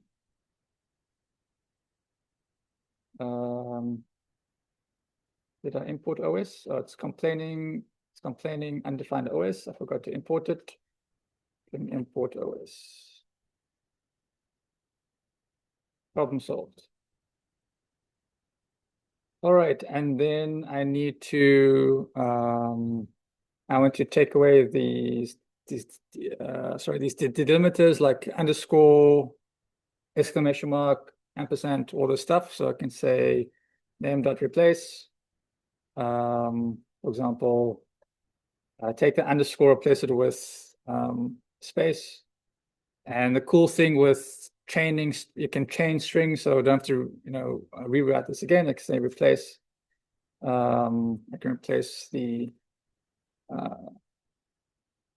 exclamation mark as well with a space.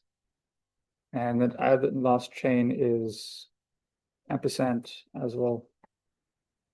Place it with a space. All right. So let us first see what happens if we run this code. You can save it and run it. Run. We'll go to Variable Explorer.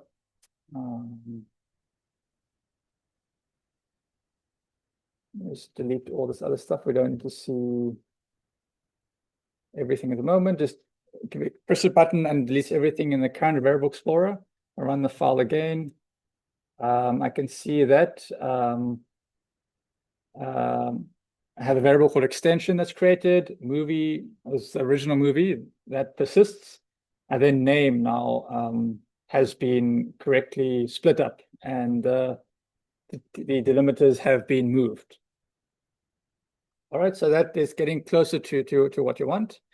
Now let's split this up even further, so we can get the year and director and title.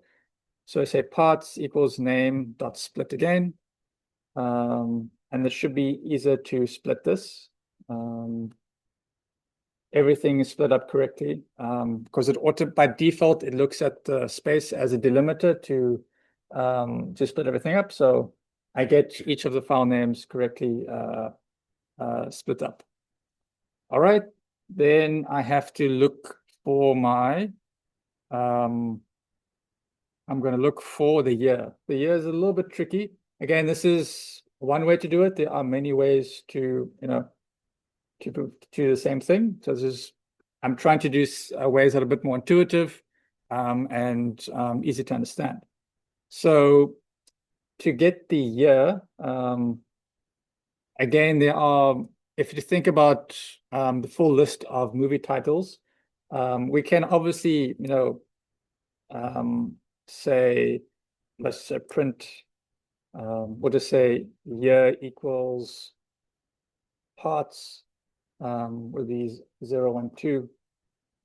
We could do this, right? And it would store, and that way we have, for that unique case, we have stored the year. But if you would have noticed in our list of movies, it doesn't cater for all the file names. Some file names have more than one word in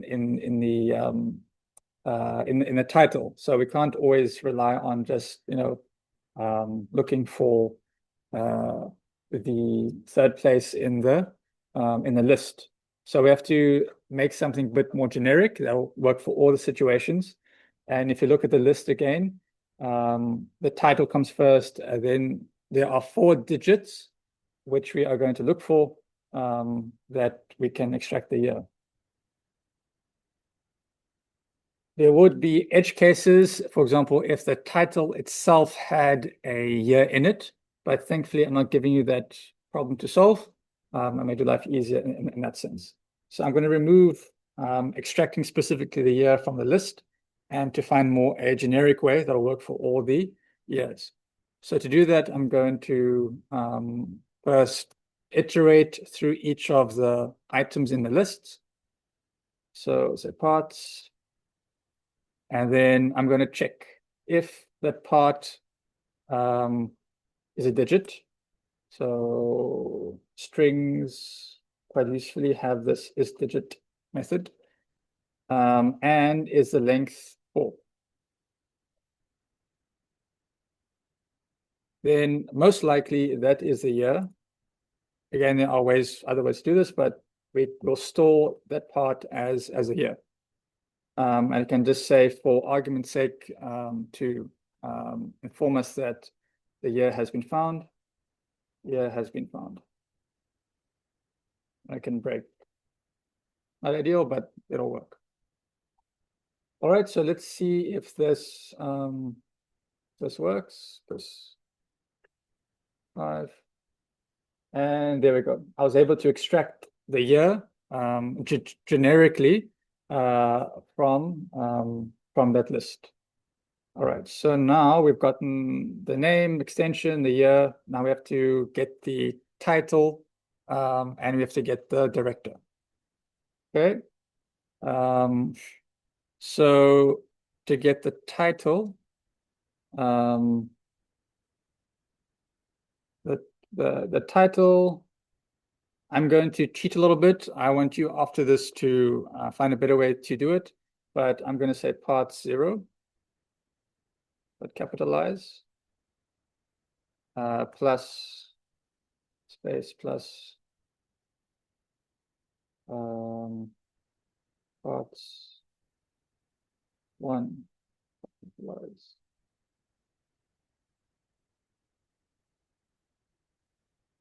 Let's see what I get if I run that.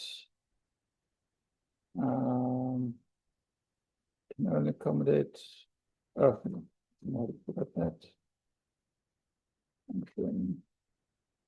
Year has been found. Great. And I have my title as Star Wars, which is what I want. And then director. I'm going to make my life easy here. Say parts is 3. Capitalize it as well. Because it's a string, it's a built-in command. I can easily just make it just that a capital. And then my final new name is going to be title, year, and then director, and then extension. And let's see what I get. If I run that, I get my new name, Star Wars 1977, Lucas.avi. This is the final correct format that I want. All right. So I have all the working parts to make this work for all the other movies, but I'm not going to step by step each name, rename it in this way. I want to obviously automate the process. And this is where I'm going to leave this up to you to figure that out. I've given you pretty much most of the parts of the code that you need to make it work. You would have to figure out what to do for the title and director, because this is hard-coded. This will not work for all the situations. So I'll leave this up to you to work that out. I will copy this code if you want something to work off from, and I'm going to put it in the chat.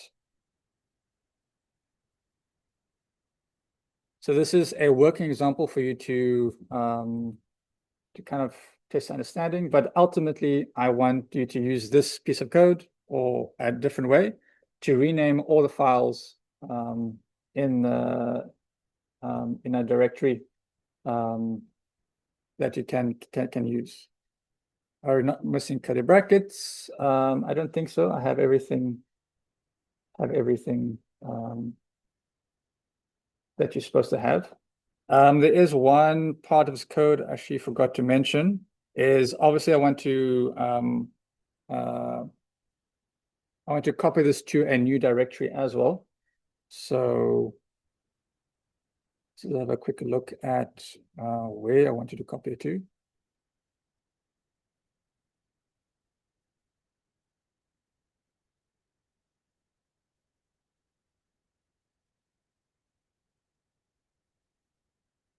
All right, so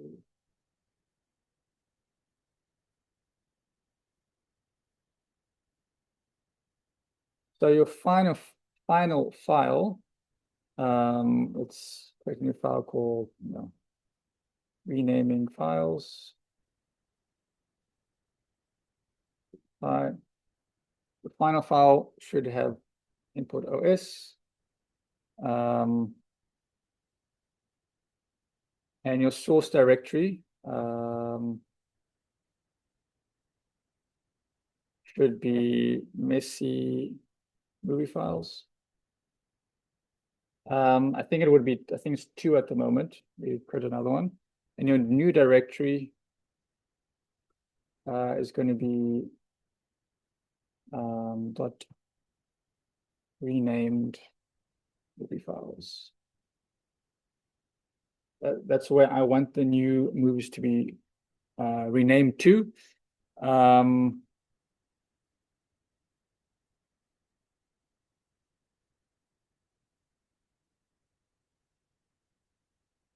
So that is it. That is the location I want for you. There is a template. Let's have a look if this template is available.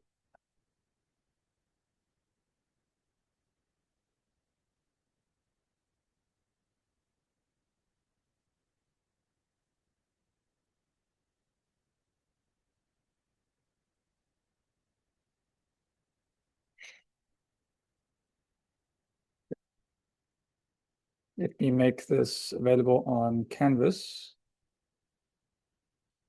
as well. This. So on Canvas, there is also a template file you can work off from that kind of tries to guide you on the process to import the library and the steps you need to follow. But again, it's very similar to what I've done. It's just you can use it as a guideline to process it. But for the next, we have lunch coming up in 10 minutes. So you can start now until after lunchtime. We're going to ask you to try to work through this problem on your own and try to get it working on your side.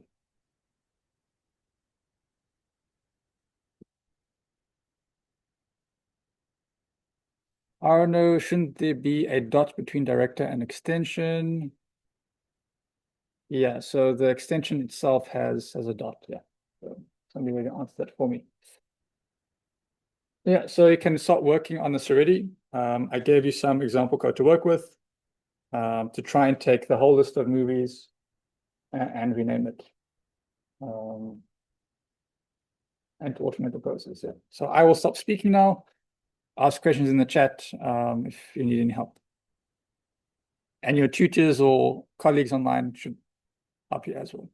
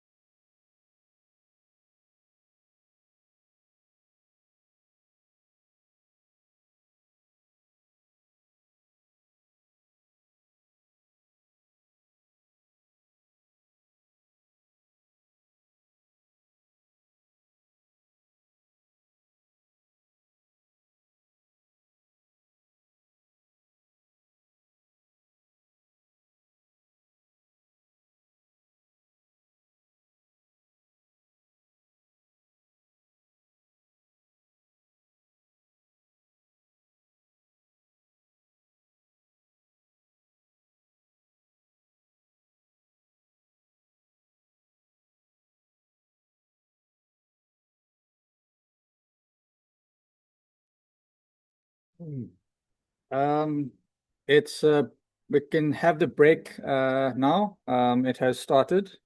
And it was starting 2 minutes. But just to respond to one of the questions, how do you access the movie files? You should create it. I sent the script further up over here. I'll share it again. This is the script to create the. This is the script to create the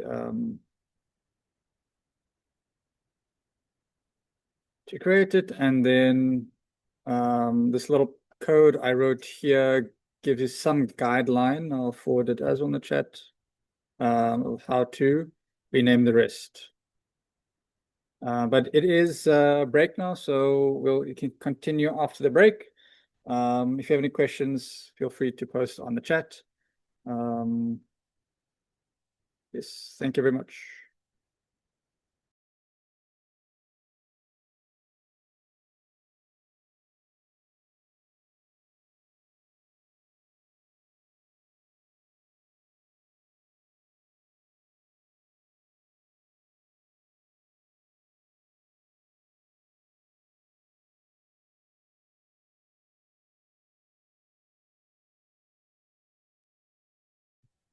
Hi, Benjamin, can you hear me?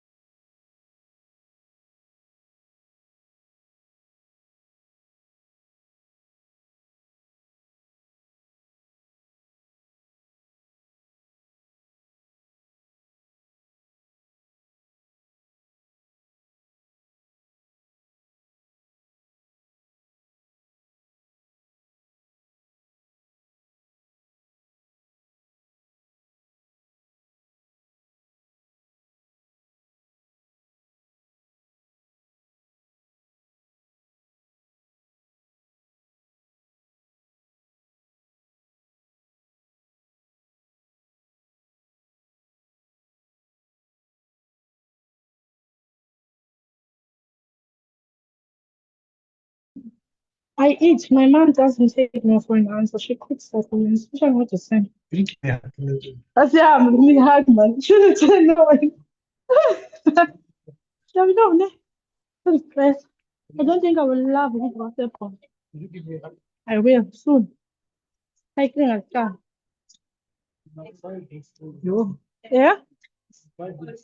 You buy what? Oh, I'm not sure about that. I'm not sure about that shit. I used to love it. Not anymore. Mike, I need to quickly transfer my money. My network is not working, so how am I going to transfer now? Yeah? I promise me. We'll go. Wait, I want to transfer quickly. Network at two, Papa.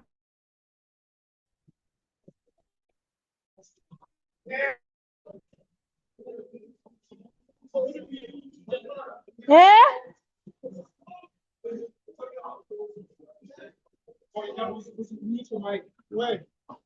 Miss who? Who? On Zoom. What?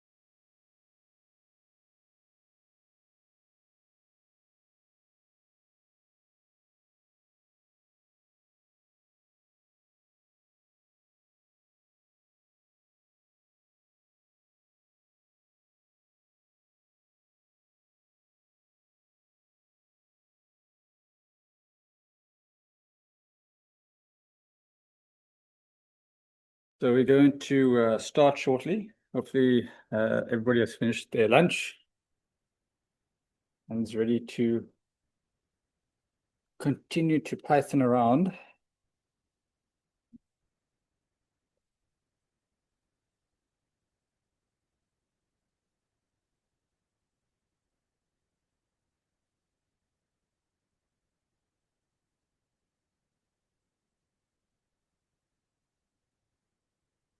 I see only 18 people that are ready. So if we are expecting more than 18 people. So please go on Slack and give me thumbs up that you are ready to start.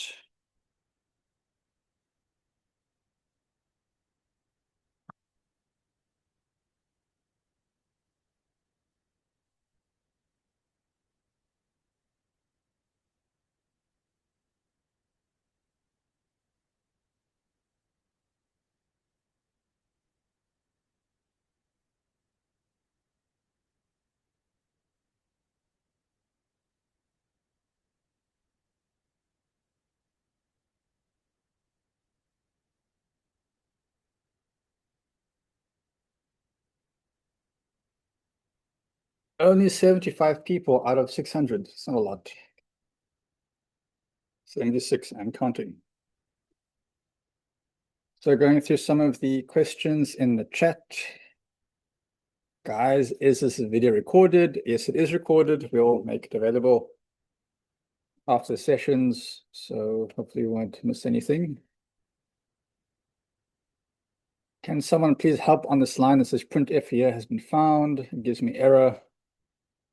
I tried to put curly brackets, but it still gives me an error. Sad.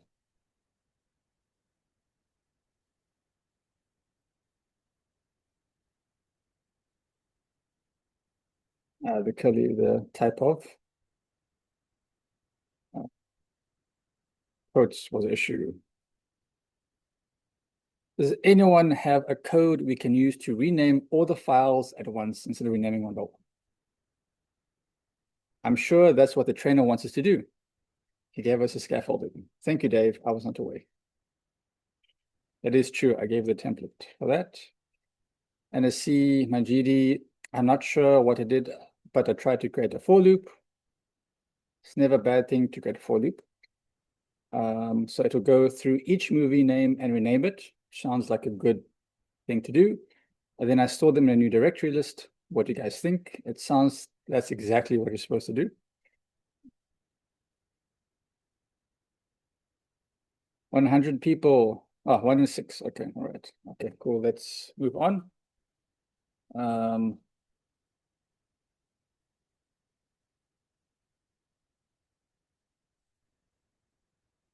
So I have been instructed by Professor Krishna Govender to change the background. So it's a darker contrast. So we are trying this background for the time being. Hopefully it's easy to see. So let's go back to where we started off. We were first, we had this problem. Many years ago, I had a lot of movies. I was given the funny file names, and just for fun, in Python, I wanted to rename them. So I thought, okay, let me do this in Python for fun, because you can automate pretty much anything in Python. So I first wanted to figure out, okay, in Python, can I access those files? Okay, so I can. And how can I rename them? So obviously in Python, renaming things is quite straightforward. And it's a lot of options to do that. So we first created a list of empty movie files and kind of got a feel of what we can do in Python. So all the commands that you need, I've already covered, and we'll go through that shortly again. And then I gave you a complete file that creates the directory called messy movie files 2. And it creates all the files or the movie files we want that we're going to be working with. And then this file I shared on the chat, so everybody should have all the movie files, ready to work with. All right, so that should be fine because I gave you this code, so you shouldn't have to do anything more than that. And then we started looking at a specific case. If we can figure out how to resolve one specific case, we'll get the idea of how can we make it generic. All right, and that's this code we'd work through to split the file extension from the name, replace the separators, get the year, get the movie title, get the director, and then finally put it in the file format. And this is what we eventually came up with, and we were able to, if we ran this code, we ran it, we got our final new name correctly. So functionally, we got the basics of what we need. Now we just kind of have to find a way to put it all together. And that is sometimes the trickiest part, is how do you actually put this all together? You have the building blocks, but how do you actually put everything together? So firstly, because we want to automate things, one thing we want to avoid, as one of the people said, is you don't want to repeat this process continuously, right? So imagine having to copy this below here for the next movie name. We can maybe find this, maybe The Godfather. For each movie, we have to create a new section, a new movie title, and then go through the same process, right? So as you can imagine, this process over here is repeated over and over again. So ideally, we don't want to copy and paste, right? So this is one of the principles, when coding. We want to automate processes, so we don't have to keep on typing things, right? So this is the important thing to try to always kind of understand. Once you are repeating things more than once or twice, well, try and find a way to automate that. So you only need to use that piece of code or write that piece of code once, but you can use it many, many times. So what is the thing called that you create that you write the code once, but you can use it many, many times in Python? What is that called? You can answer in the chat, or if UCT has the answer for me. What is the thing called? You write it once, but you can use it many, many times. Simple answer is a loop. Not necessarily, but yeah, Gloria gave the correct answer: function, right? So the powerful part of programming, like all programming languages, is you can modularize, you can make your code generic. So I can use it once and use it many times over and over again. So that's the first important thing we have to do, is to kind of make this code more generic and more modular. So we have many file names we can use, but the process to rename it, becomes generic. So that's the first, important thing to start off with. So let's remove this piece of code.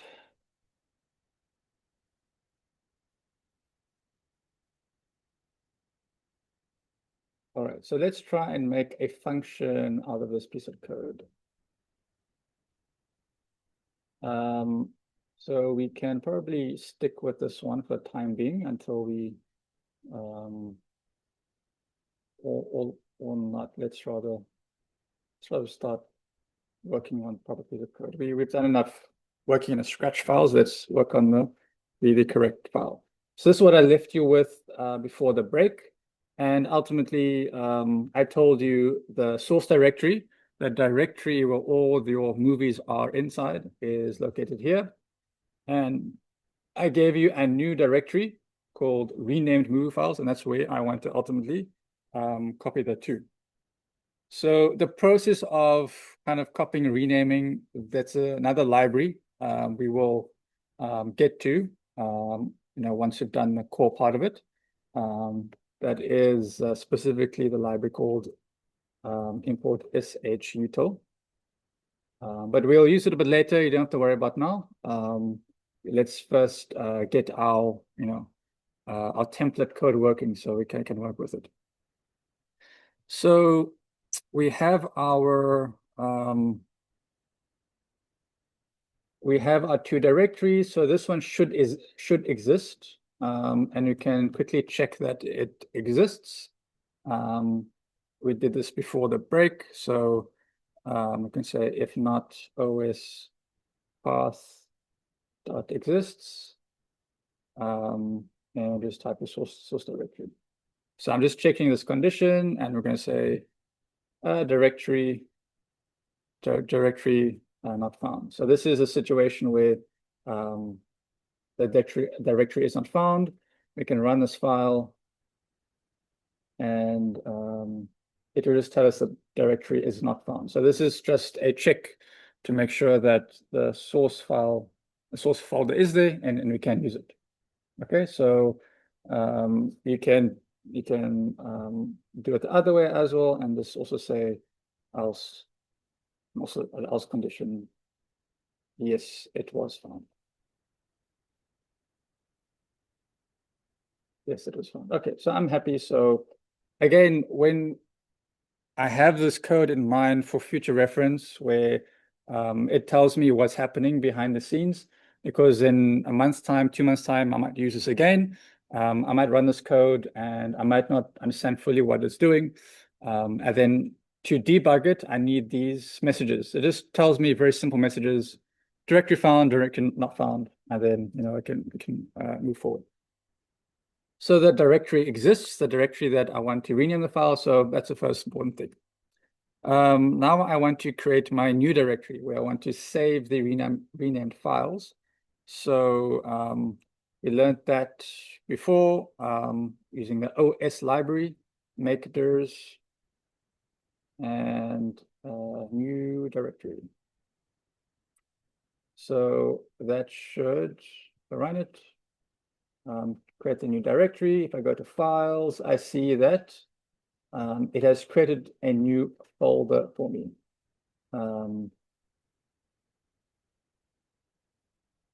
So I know in the field of data science, working with files and folders is pretty commonplace. So I'm hoping that you're starting to see in your own field, in your own domain, that you can start to automate some of the small little tasks that you might do on your own to manage files and folders and all these things, right? So to automate things really improves how you code and makes you focus on the important things. Right, so here I just made a directory, right? The one that I want to save my movie files to. So the next thing I want to do is I want to create a function that will be renaming my files. All right, so can somebody give me a function name? What function name should I call it? I want a function name that will rename my movie files. What function should I call it? You can tell me in the chat, or you can shout it out. UCT is very quiet. I wouldn't use clean os.rename. No, I want a function. I want my own unique function, not a function built into Python. So Sibongi Kosi, I like rename movie files. That is a very good function name, so let's call it that. So let's say def rename, and you're using camel case. I see. I think it's camel case. Rename movie files.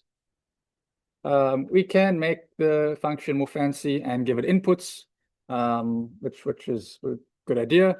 But let's just take it one step at a time, and we define a function called rename movie files. Okay, so the first thing we need to do is can we access that movie file at any time? Do we have access to it? So for example, what is the first thing that we did in our Scratch process is we get the movie name, and we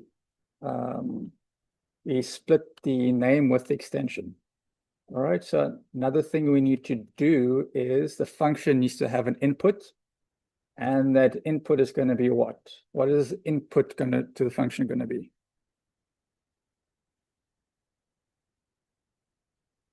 The input to the function is going to be what?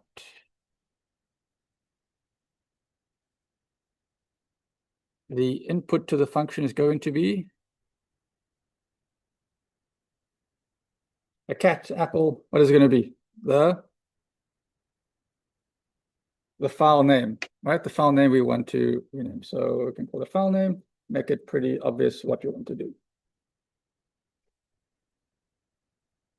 So that's going to be what we're going to get from the list, and what ultimately are we going to return? We're going to get the old file name and we want to return the new file name, right? So we have to say return new name. So that is our,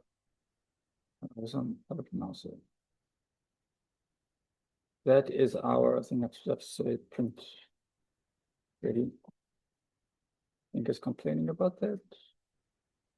Undefined, okay, all right, so we haven't, let's just say new name is this one now.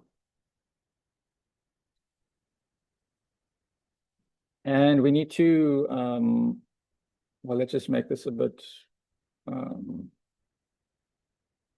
that should be fine.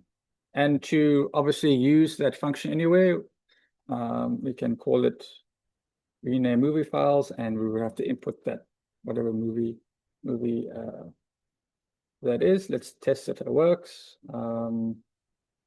Let's first print old movie name,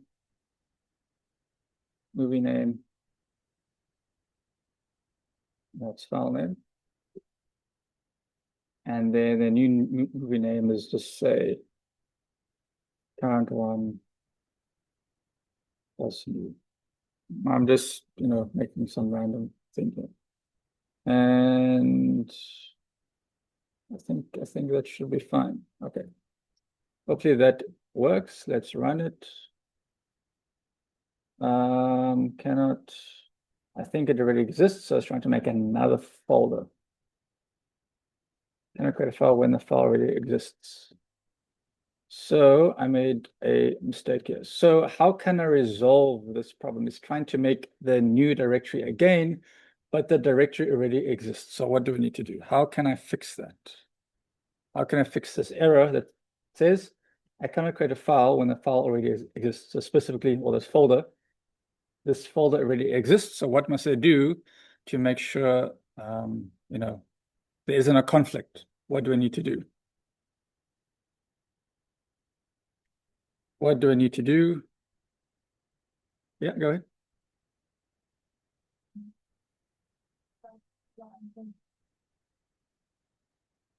So this one over here. So line 20, I'm trying to I have my original folder of old movie names, and I want to rename it.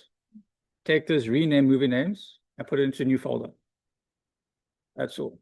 And line 20, it just creates that folder for me. That's all it does. Line 20 just creates that folder where I want the final names.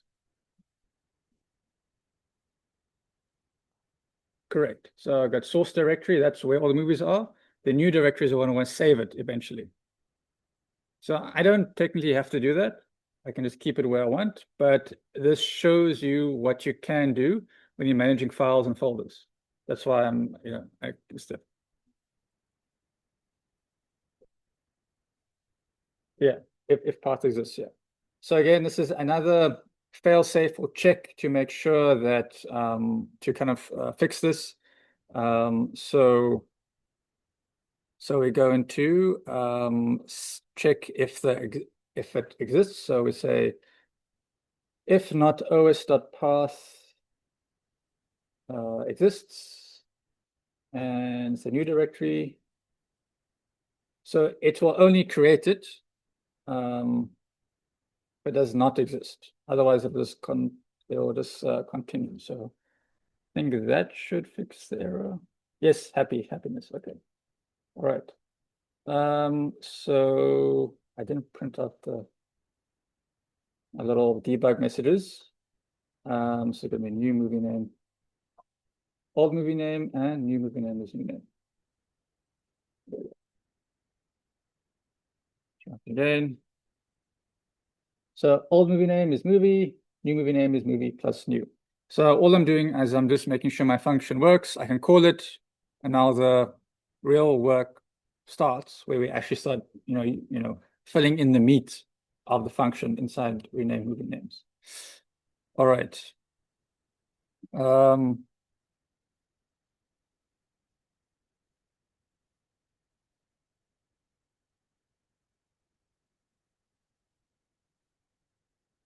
Let us also, while we are at it, try and access the files in there. So let's just see we can access those movies. So let's see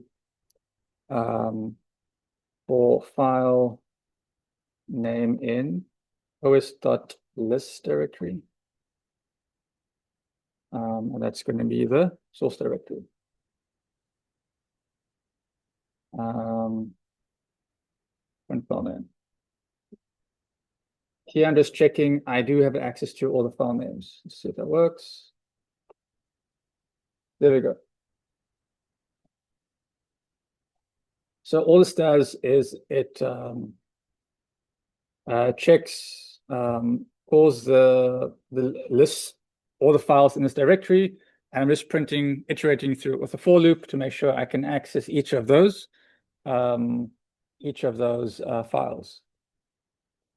And then obviously once I'm done with that, then I can use this rename movie file function to rename it. So for example, I can put this in here. And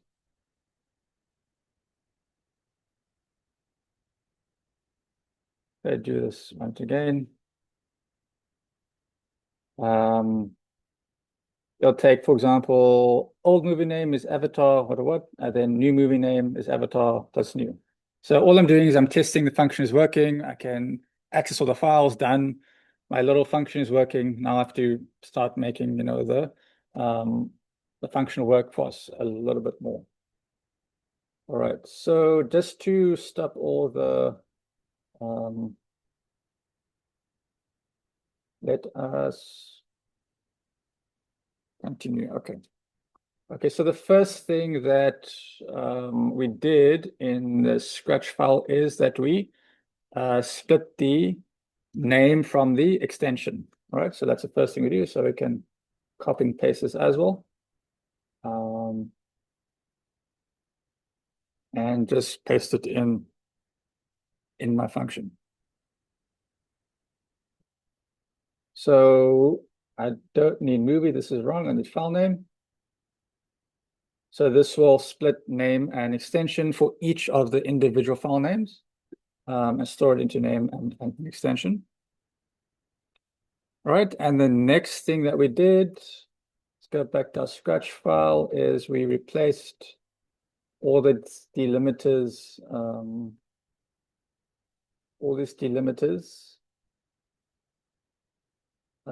with a space. So I think we've covered most of these cases. Let me just have a quick look. Underscore, ampersand. Well, if not, we'll see it shortly. So that's done. So we replaced those, so that's fun. And now we have to get we can split these into different parts.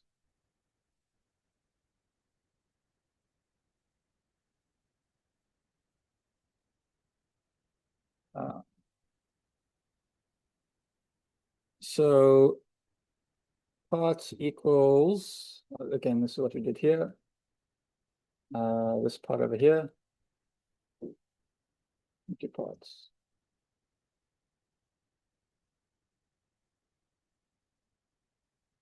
All right, and then the next part was, so this is, for example, when we work this out for parts, each of the words we got from the file name was like star, wars, 1977 and Lucas was split into this new list with parts. And the next thing we had to do was now extract the year for that specific file name. So again, we'll just copy this piece of code, paste it over here. So parts, so let's see if this makes sense. So for each of the items in the list, for example, Star Wars, 1977, and Lucas, it'll check, this if statement will check, okay, well, is this a digit? And is the length of this item in the list, does it have four characters in it? And for the year, for each of these movies, that'll be true. Thankfully, I didn't add, a year in the title in any of the movies. That'll make this process look a little bit more complicated, but the structure of all the file names is actually quite similar to make your life easy. But that is it. So for parts and parts, get the year specifically from the file name. All right, let's go back here. All right.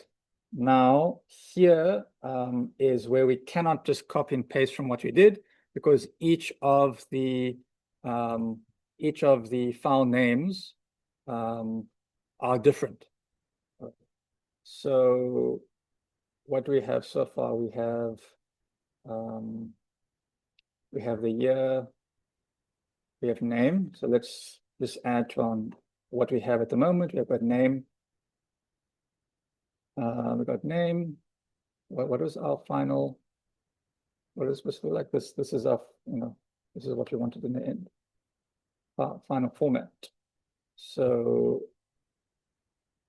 we want a title. We don't have title at the moment. We can just put name there for the time being. Year we have. Director we don't have at the moment. Extension we do have. So let's just, for argument's sake, let's just create another variable for director. So we'll get that shortly, and just say director. This is a placeholder. All right, so there are no errors, so our code should work. It's not complete yet. What the code is doing is, at the end of it, it is doing a for loop that runs through all the files in the list in the directory, calls this function. It jumps over here to this function, and for each unique name in the list, it will get the name, get the extension, remove any delimiters, split it into parts, get the year. Director we haven't done yet, and the actual title. So it's just title we haven't done yet. We'll leave it blank. We'll leave it blank for now. Let's see if this works. You can run it. Okay, year is not happy because it's a reference before assignment. So let's just say there's 2000, for example. It must slightly be a string as well. So hopefully that would work now. I fixed it. There you go. So we take the it's most importantly, it's been able to go through all the movies without any error, which is good. And it tells us, for example, the old movie name for Titanic. It's fixed the spaces. There's still one that's not working right. The year, this one is not correct. It's saying 2000, so something's wrong there. And then director is also the same placeholder that we used before. But we are getting closer to what we want. We've almost renamed it correctly. But we still need to fix some of it. So this code I'm going to share with everyone as the next step in your milestone, and I want you to try to complete the rest, and we'll come back to it again. So just share it in the chat. So what do you need to figure out? Well, you have to find a way to extract the director. So this is still pending. So how do we extract the director correctly? And how do we get the title correctly?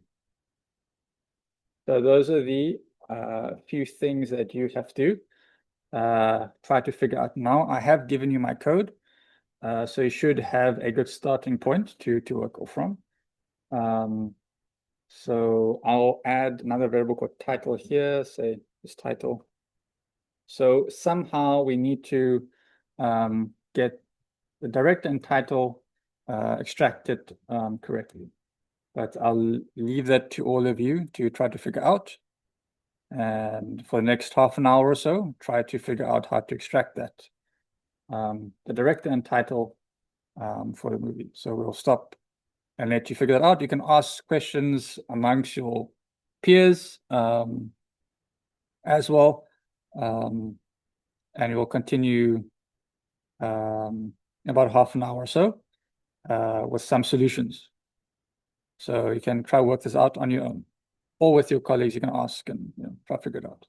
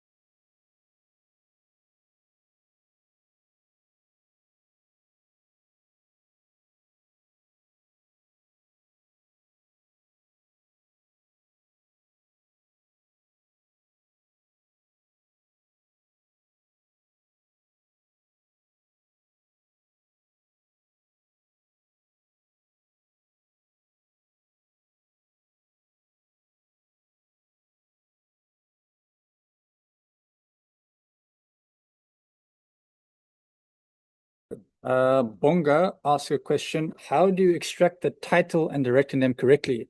If I'm not mistaken, that is what you're supposed to do on your own. So Bonga, you must figure that out. But thank you for asking. Now everybody is clear what they need to do. How do you extract the title and director?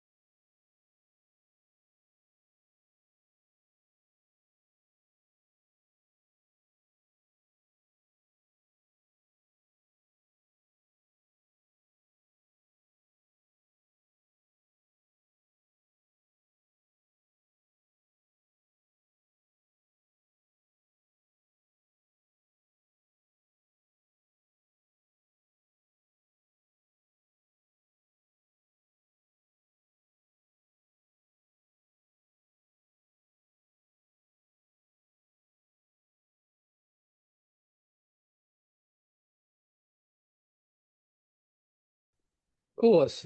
So we can continue.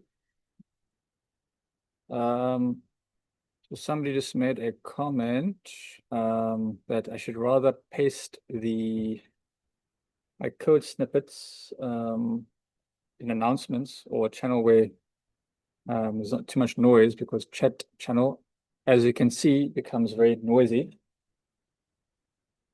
Go on. So I'll do that in the future. Let me just do it now.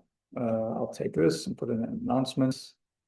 So this is the one you should be working on. I've just put it in the announcements channel and create files as well. So you need these two files.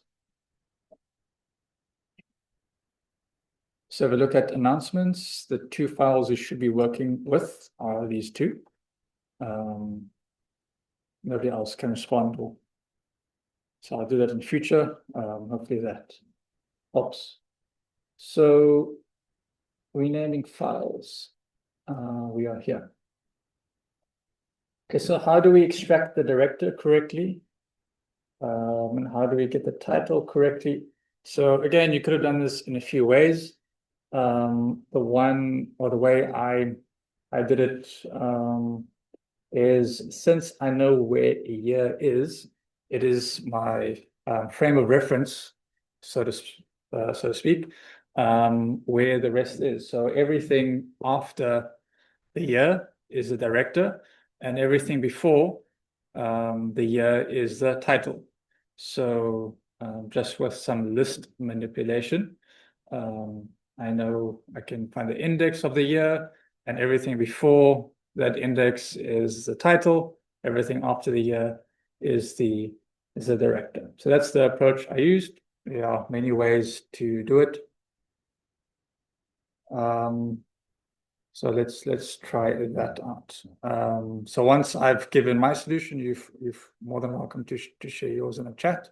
But let's just first make sure everybody is getting things working correctly on their side. So how do we extract the director?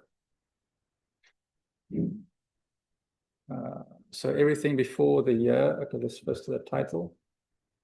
So title parts, these are parts list. So everything before the index of a year, I want everything before the index of a year. So let's say parts, index, yeah. So this is, I'm just doing list manipulation. I'm finding the index of year for that list and extracting that information. So if I were to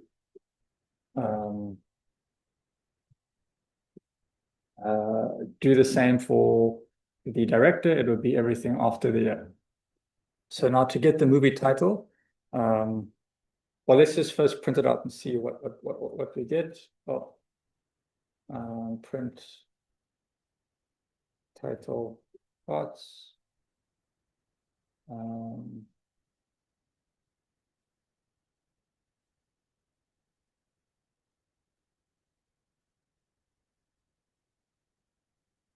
Is not in the list.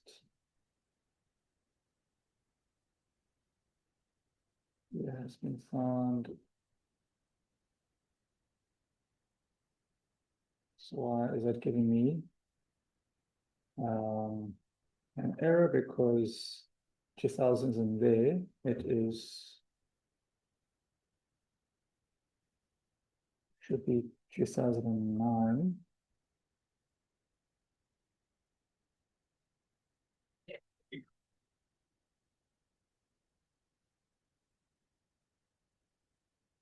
This was found, the movie has been found, Avatar. So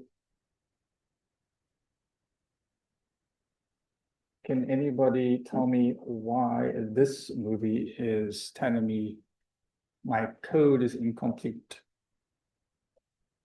Anybody tell me what I missed?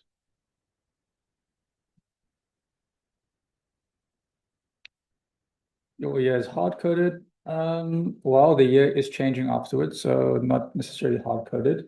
It's something over here that is incomplete. It works for some of the movies, but not all. So it worked for Avatar, but it's not working for Back to the Future. So what is it?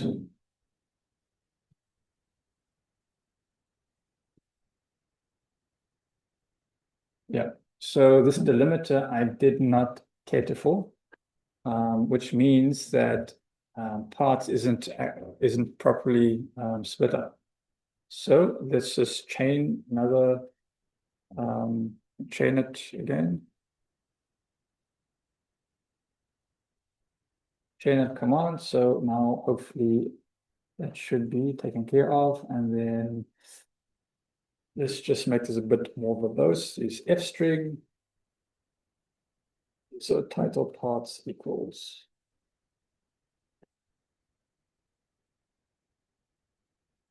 See what happens if we do that.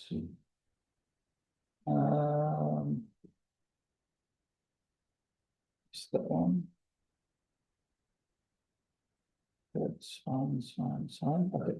So we're getting there closely, slowly but surely. We got title parts avatars working. Back to the Future is kind of working. I'm missing something here, I think. Oh, Back to the Future is all one word, so okay, well, it's fine. The Dark Knight, it's fine.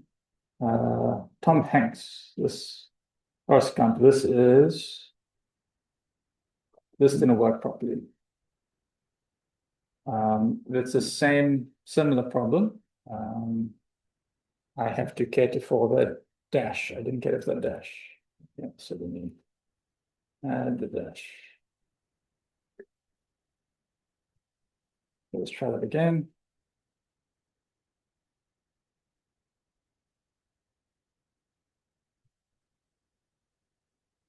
Dark Knight, Forrest Gump. Well, why is Forrest Gump not? I think there's a dot, that's why, isn't it?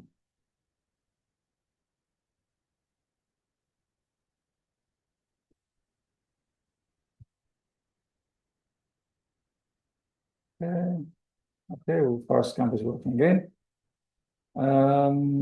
Happy. Parts of the Caribbean, Pulp Fiction, Shawshank Redemption. I think it's a comma. It's not replacing the parts correctly, so I think to replace a comma there.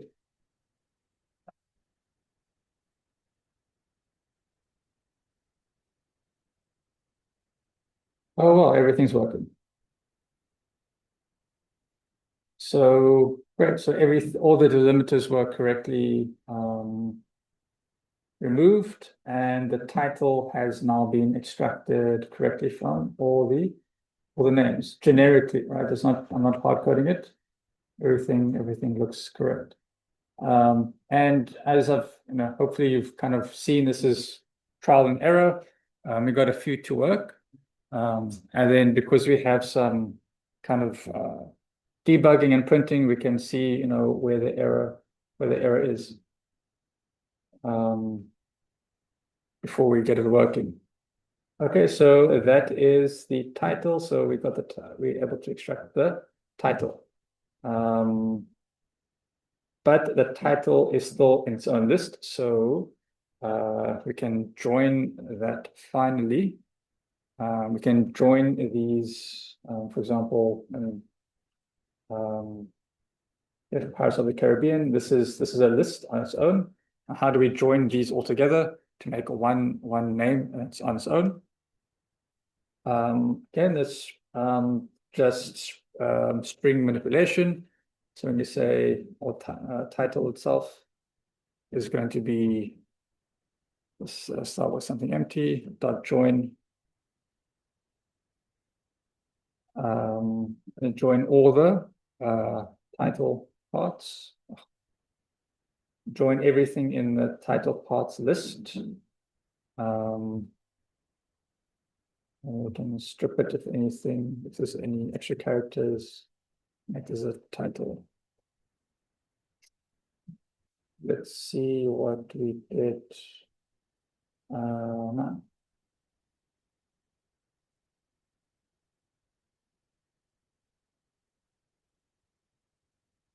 See what happens from it now.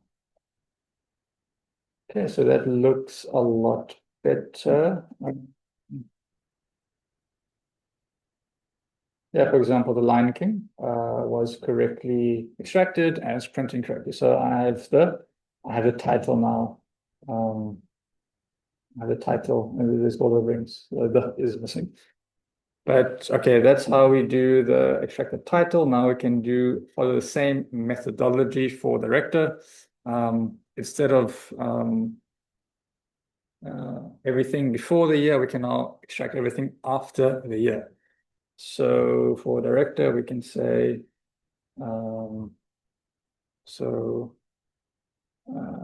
director, let's make quite another list.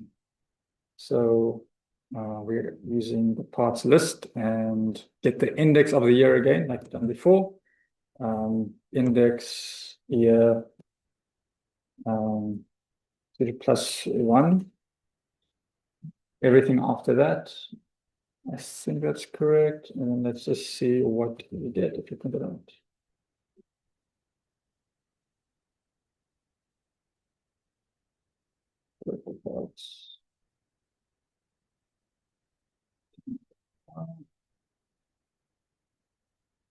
See what you get.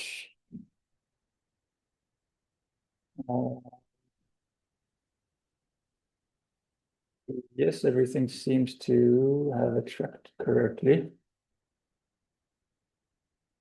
But now, for example, we have Ridley Scott. So just in the same way we did for the title to join everything, we can just use simple string manipulation, just to join words that are together. Okay, so let's just join that so we can have a director.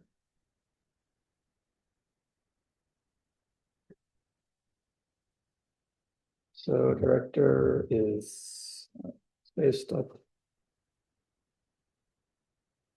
a join, so everything in director, strip and make it a title.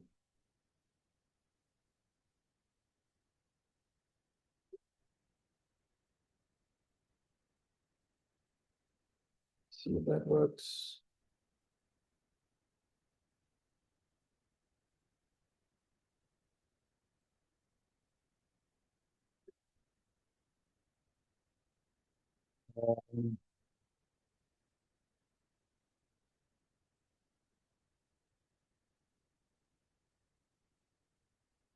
Yes, it seems to be fine.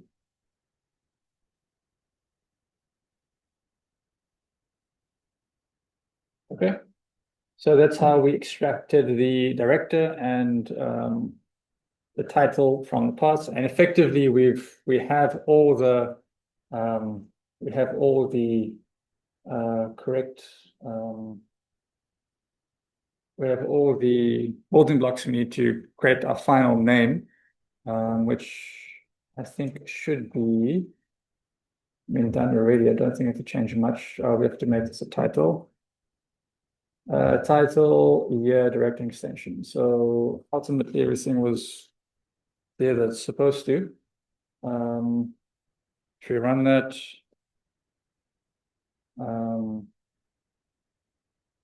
looks like movie name, title. Why is that not looking correct? Oh, silly. Don't know that anymore.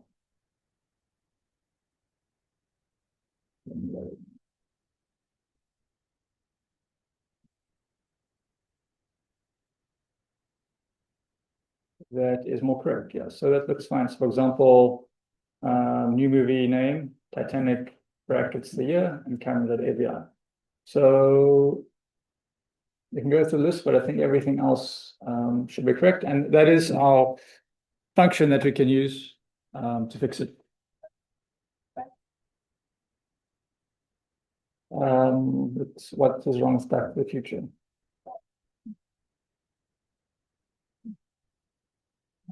Back to the Future.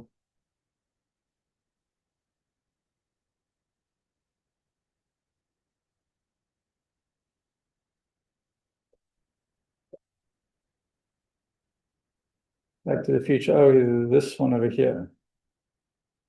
Okay, so that is probably because we did not cater for this during our cleaning stage.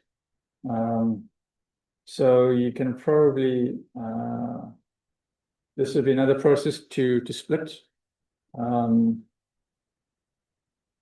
Again, string manipulation. You can identify this, for example, the capital letters, find the capital letters and split it that way. But yeah, that is one I didn't cater for. It would be exercise for yourself to figure that out.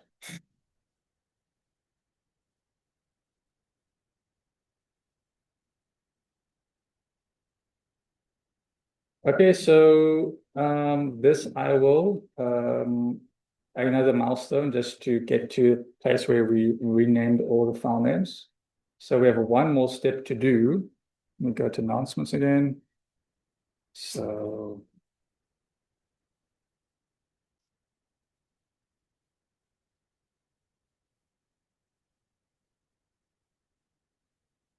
the final step we need to do is now, we have copied, well, we have written the function to clean all file names, but ultimately we have to now follow the process to copy those file names and then rename it. And that specific function we need to use is called the shutil. So we have imported it already. shutil, I think stands for shell utilities. Again, another useful library to know to modify things on your machine to copy from one location to another. So shutil. Okay, so that's the last step we're going to do for this little project. And we have 10 minutes before tea break, so hopefully let us finish that before tea break. Okay, so we are here.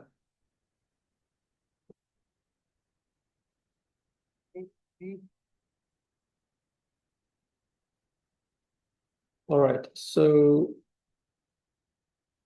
all right, so we have our file name we're getting from the list of all the directories. Well, from the directory, getting all the file names. We have to tell shutil what is the source directory or where the source files are, because that are the existing files.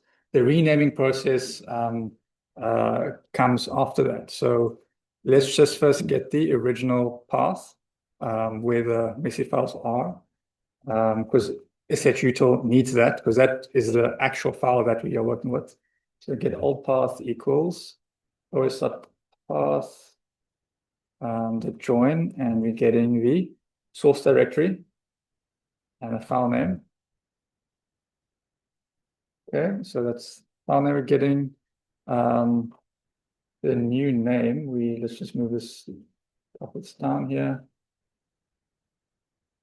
And this is going to become new name. So that's the new name we are getting. And now let's get the new path as well. So the new path is os.join dot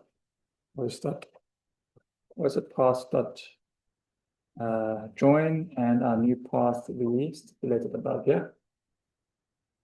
Renamed new directory. The new directory with the new name. Okay, so we get new name from here. We know what the new directory is, and we get the new. So we have a new name and we get the new path. So the last thing we have to do is copy that with shutil. So Make sure you have imported it with this import over here. And we say sh util. So what does this do? Utility functions for copying archiving files and directory trees. Trees is functions that don't copy the resource fork or other metadata on map. Good to know. So sh util dot copy. So what does this do? This is a useful feature part of Spider, like many IDEs. It gives you a bit of information what the built-in Python functions do. So as you can see, it takes two primary inputs to this function, the source path and the destination. And it says here, destination may be a directory and it can be use symlinks as well, but do not worry about that. So copy. So it's the old path and the new path.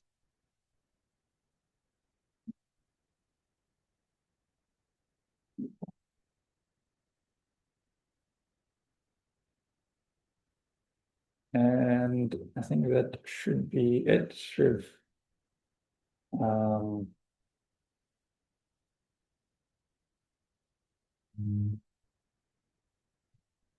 Yeah, so currently there is, do we have a directory called renamed? We do have that, and it's empty. Let's see what happens. And just like that, magic. Wow, it works first time. No mistakes. And that's it. All the files, it took the file from the source directory.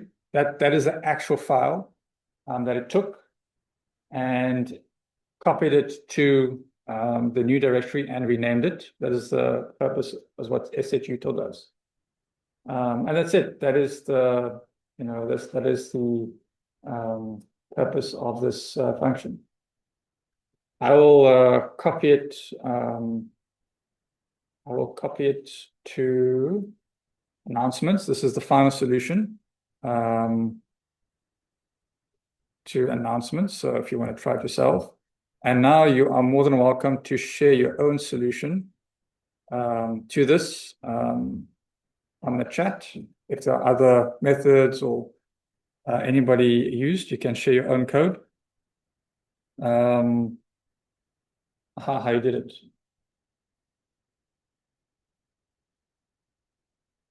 Are there any questions or comments?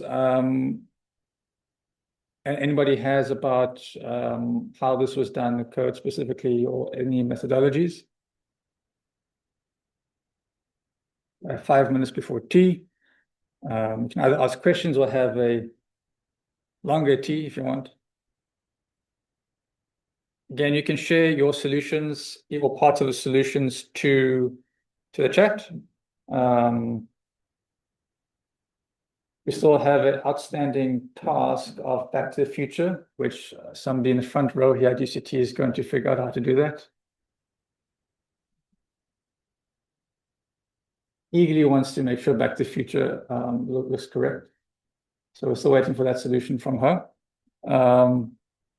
But yeah, you can share your solutions. We have 5 minutes until tea break. So yeah, maybe you can have an early tea and we can continue for the last session of the day after that. So yeah, share your solutions. You can ask questions if you want, but you can have a tea break now until 1:15.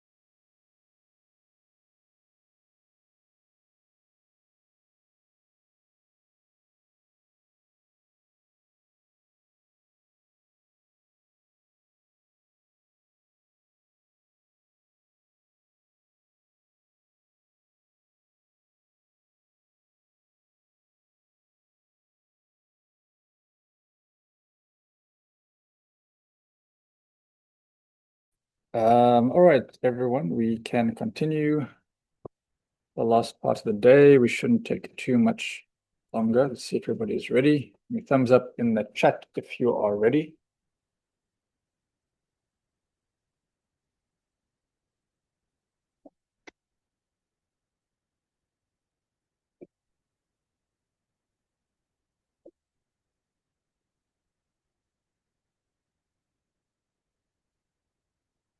Oh.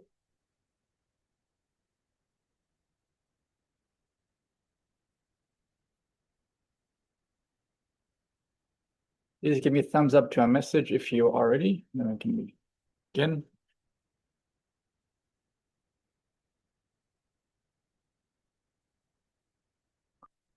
Thumbs up to our message.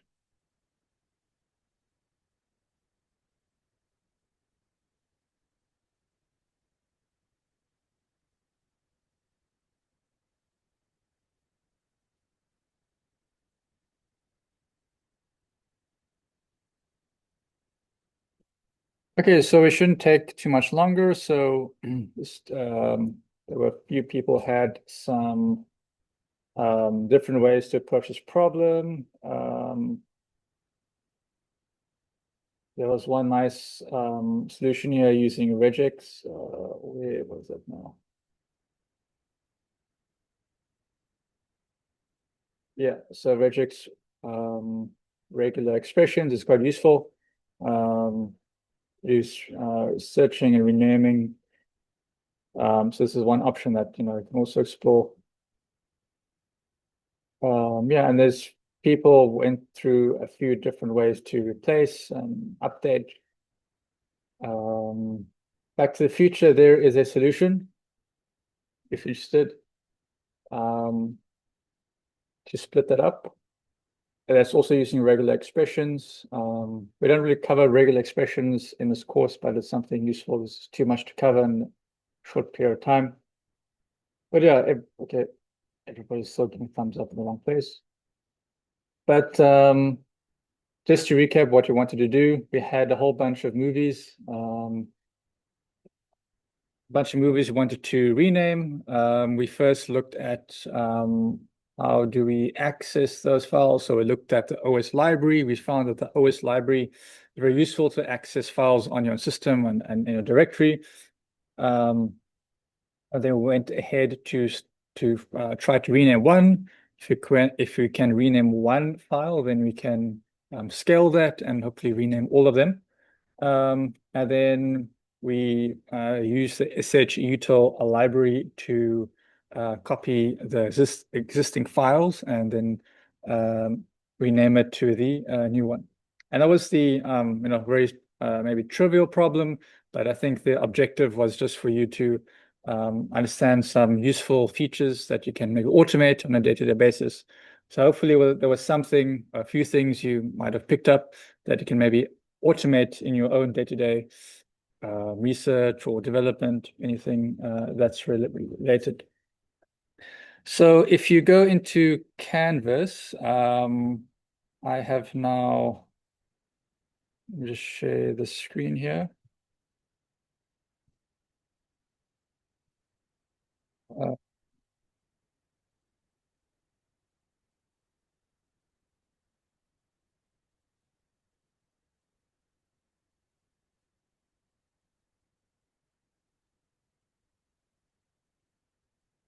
So let's go, just if you go to your Canvas, you should see the following. So this is the day one is complete for coding practices, and so hopefully you learn something about writing your own personal code and learning a few ways to manipulate files and file structures. Tomorrow we're going to do something more formal in data science, which is data pipelines. You will be given some files to work off with, and then from beginning to end, understand how to extract, transform, and load, a data set, and then hopefully scale it for various purposes.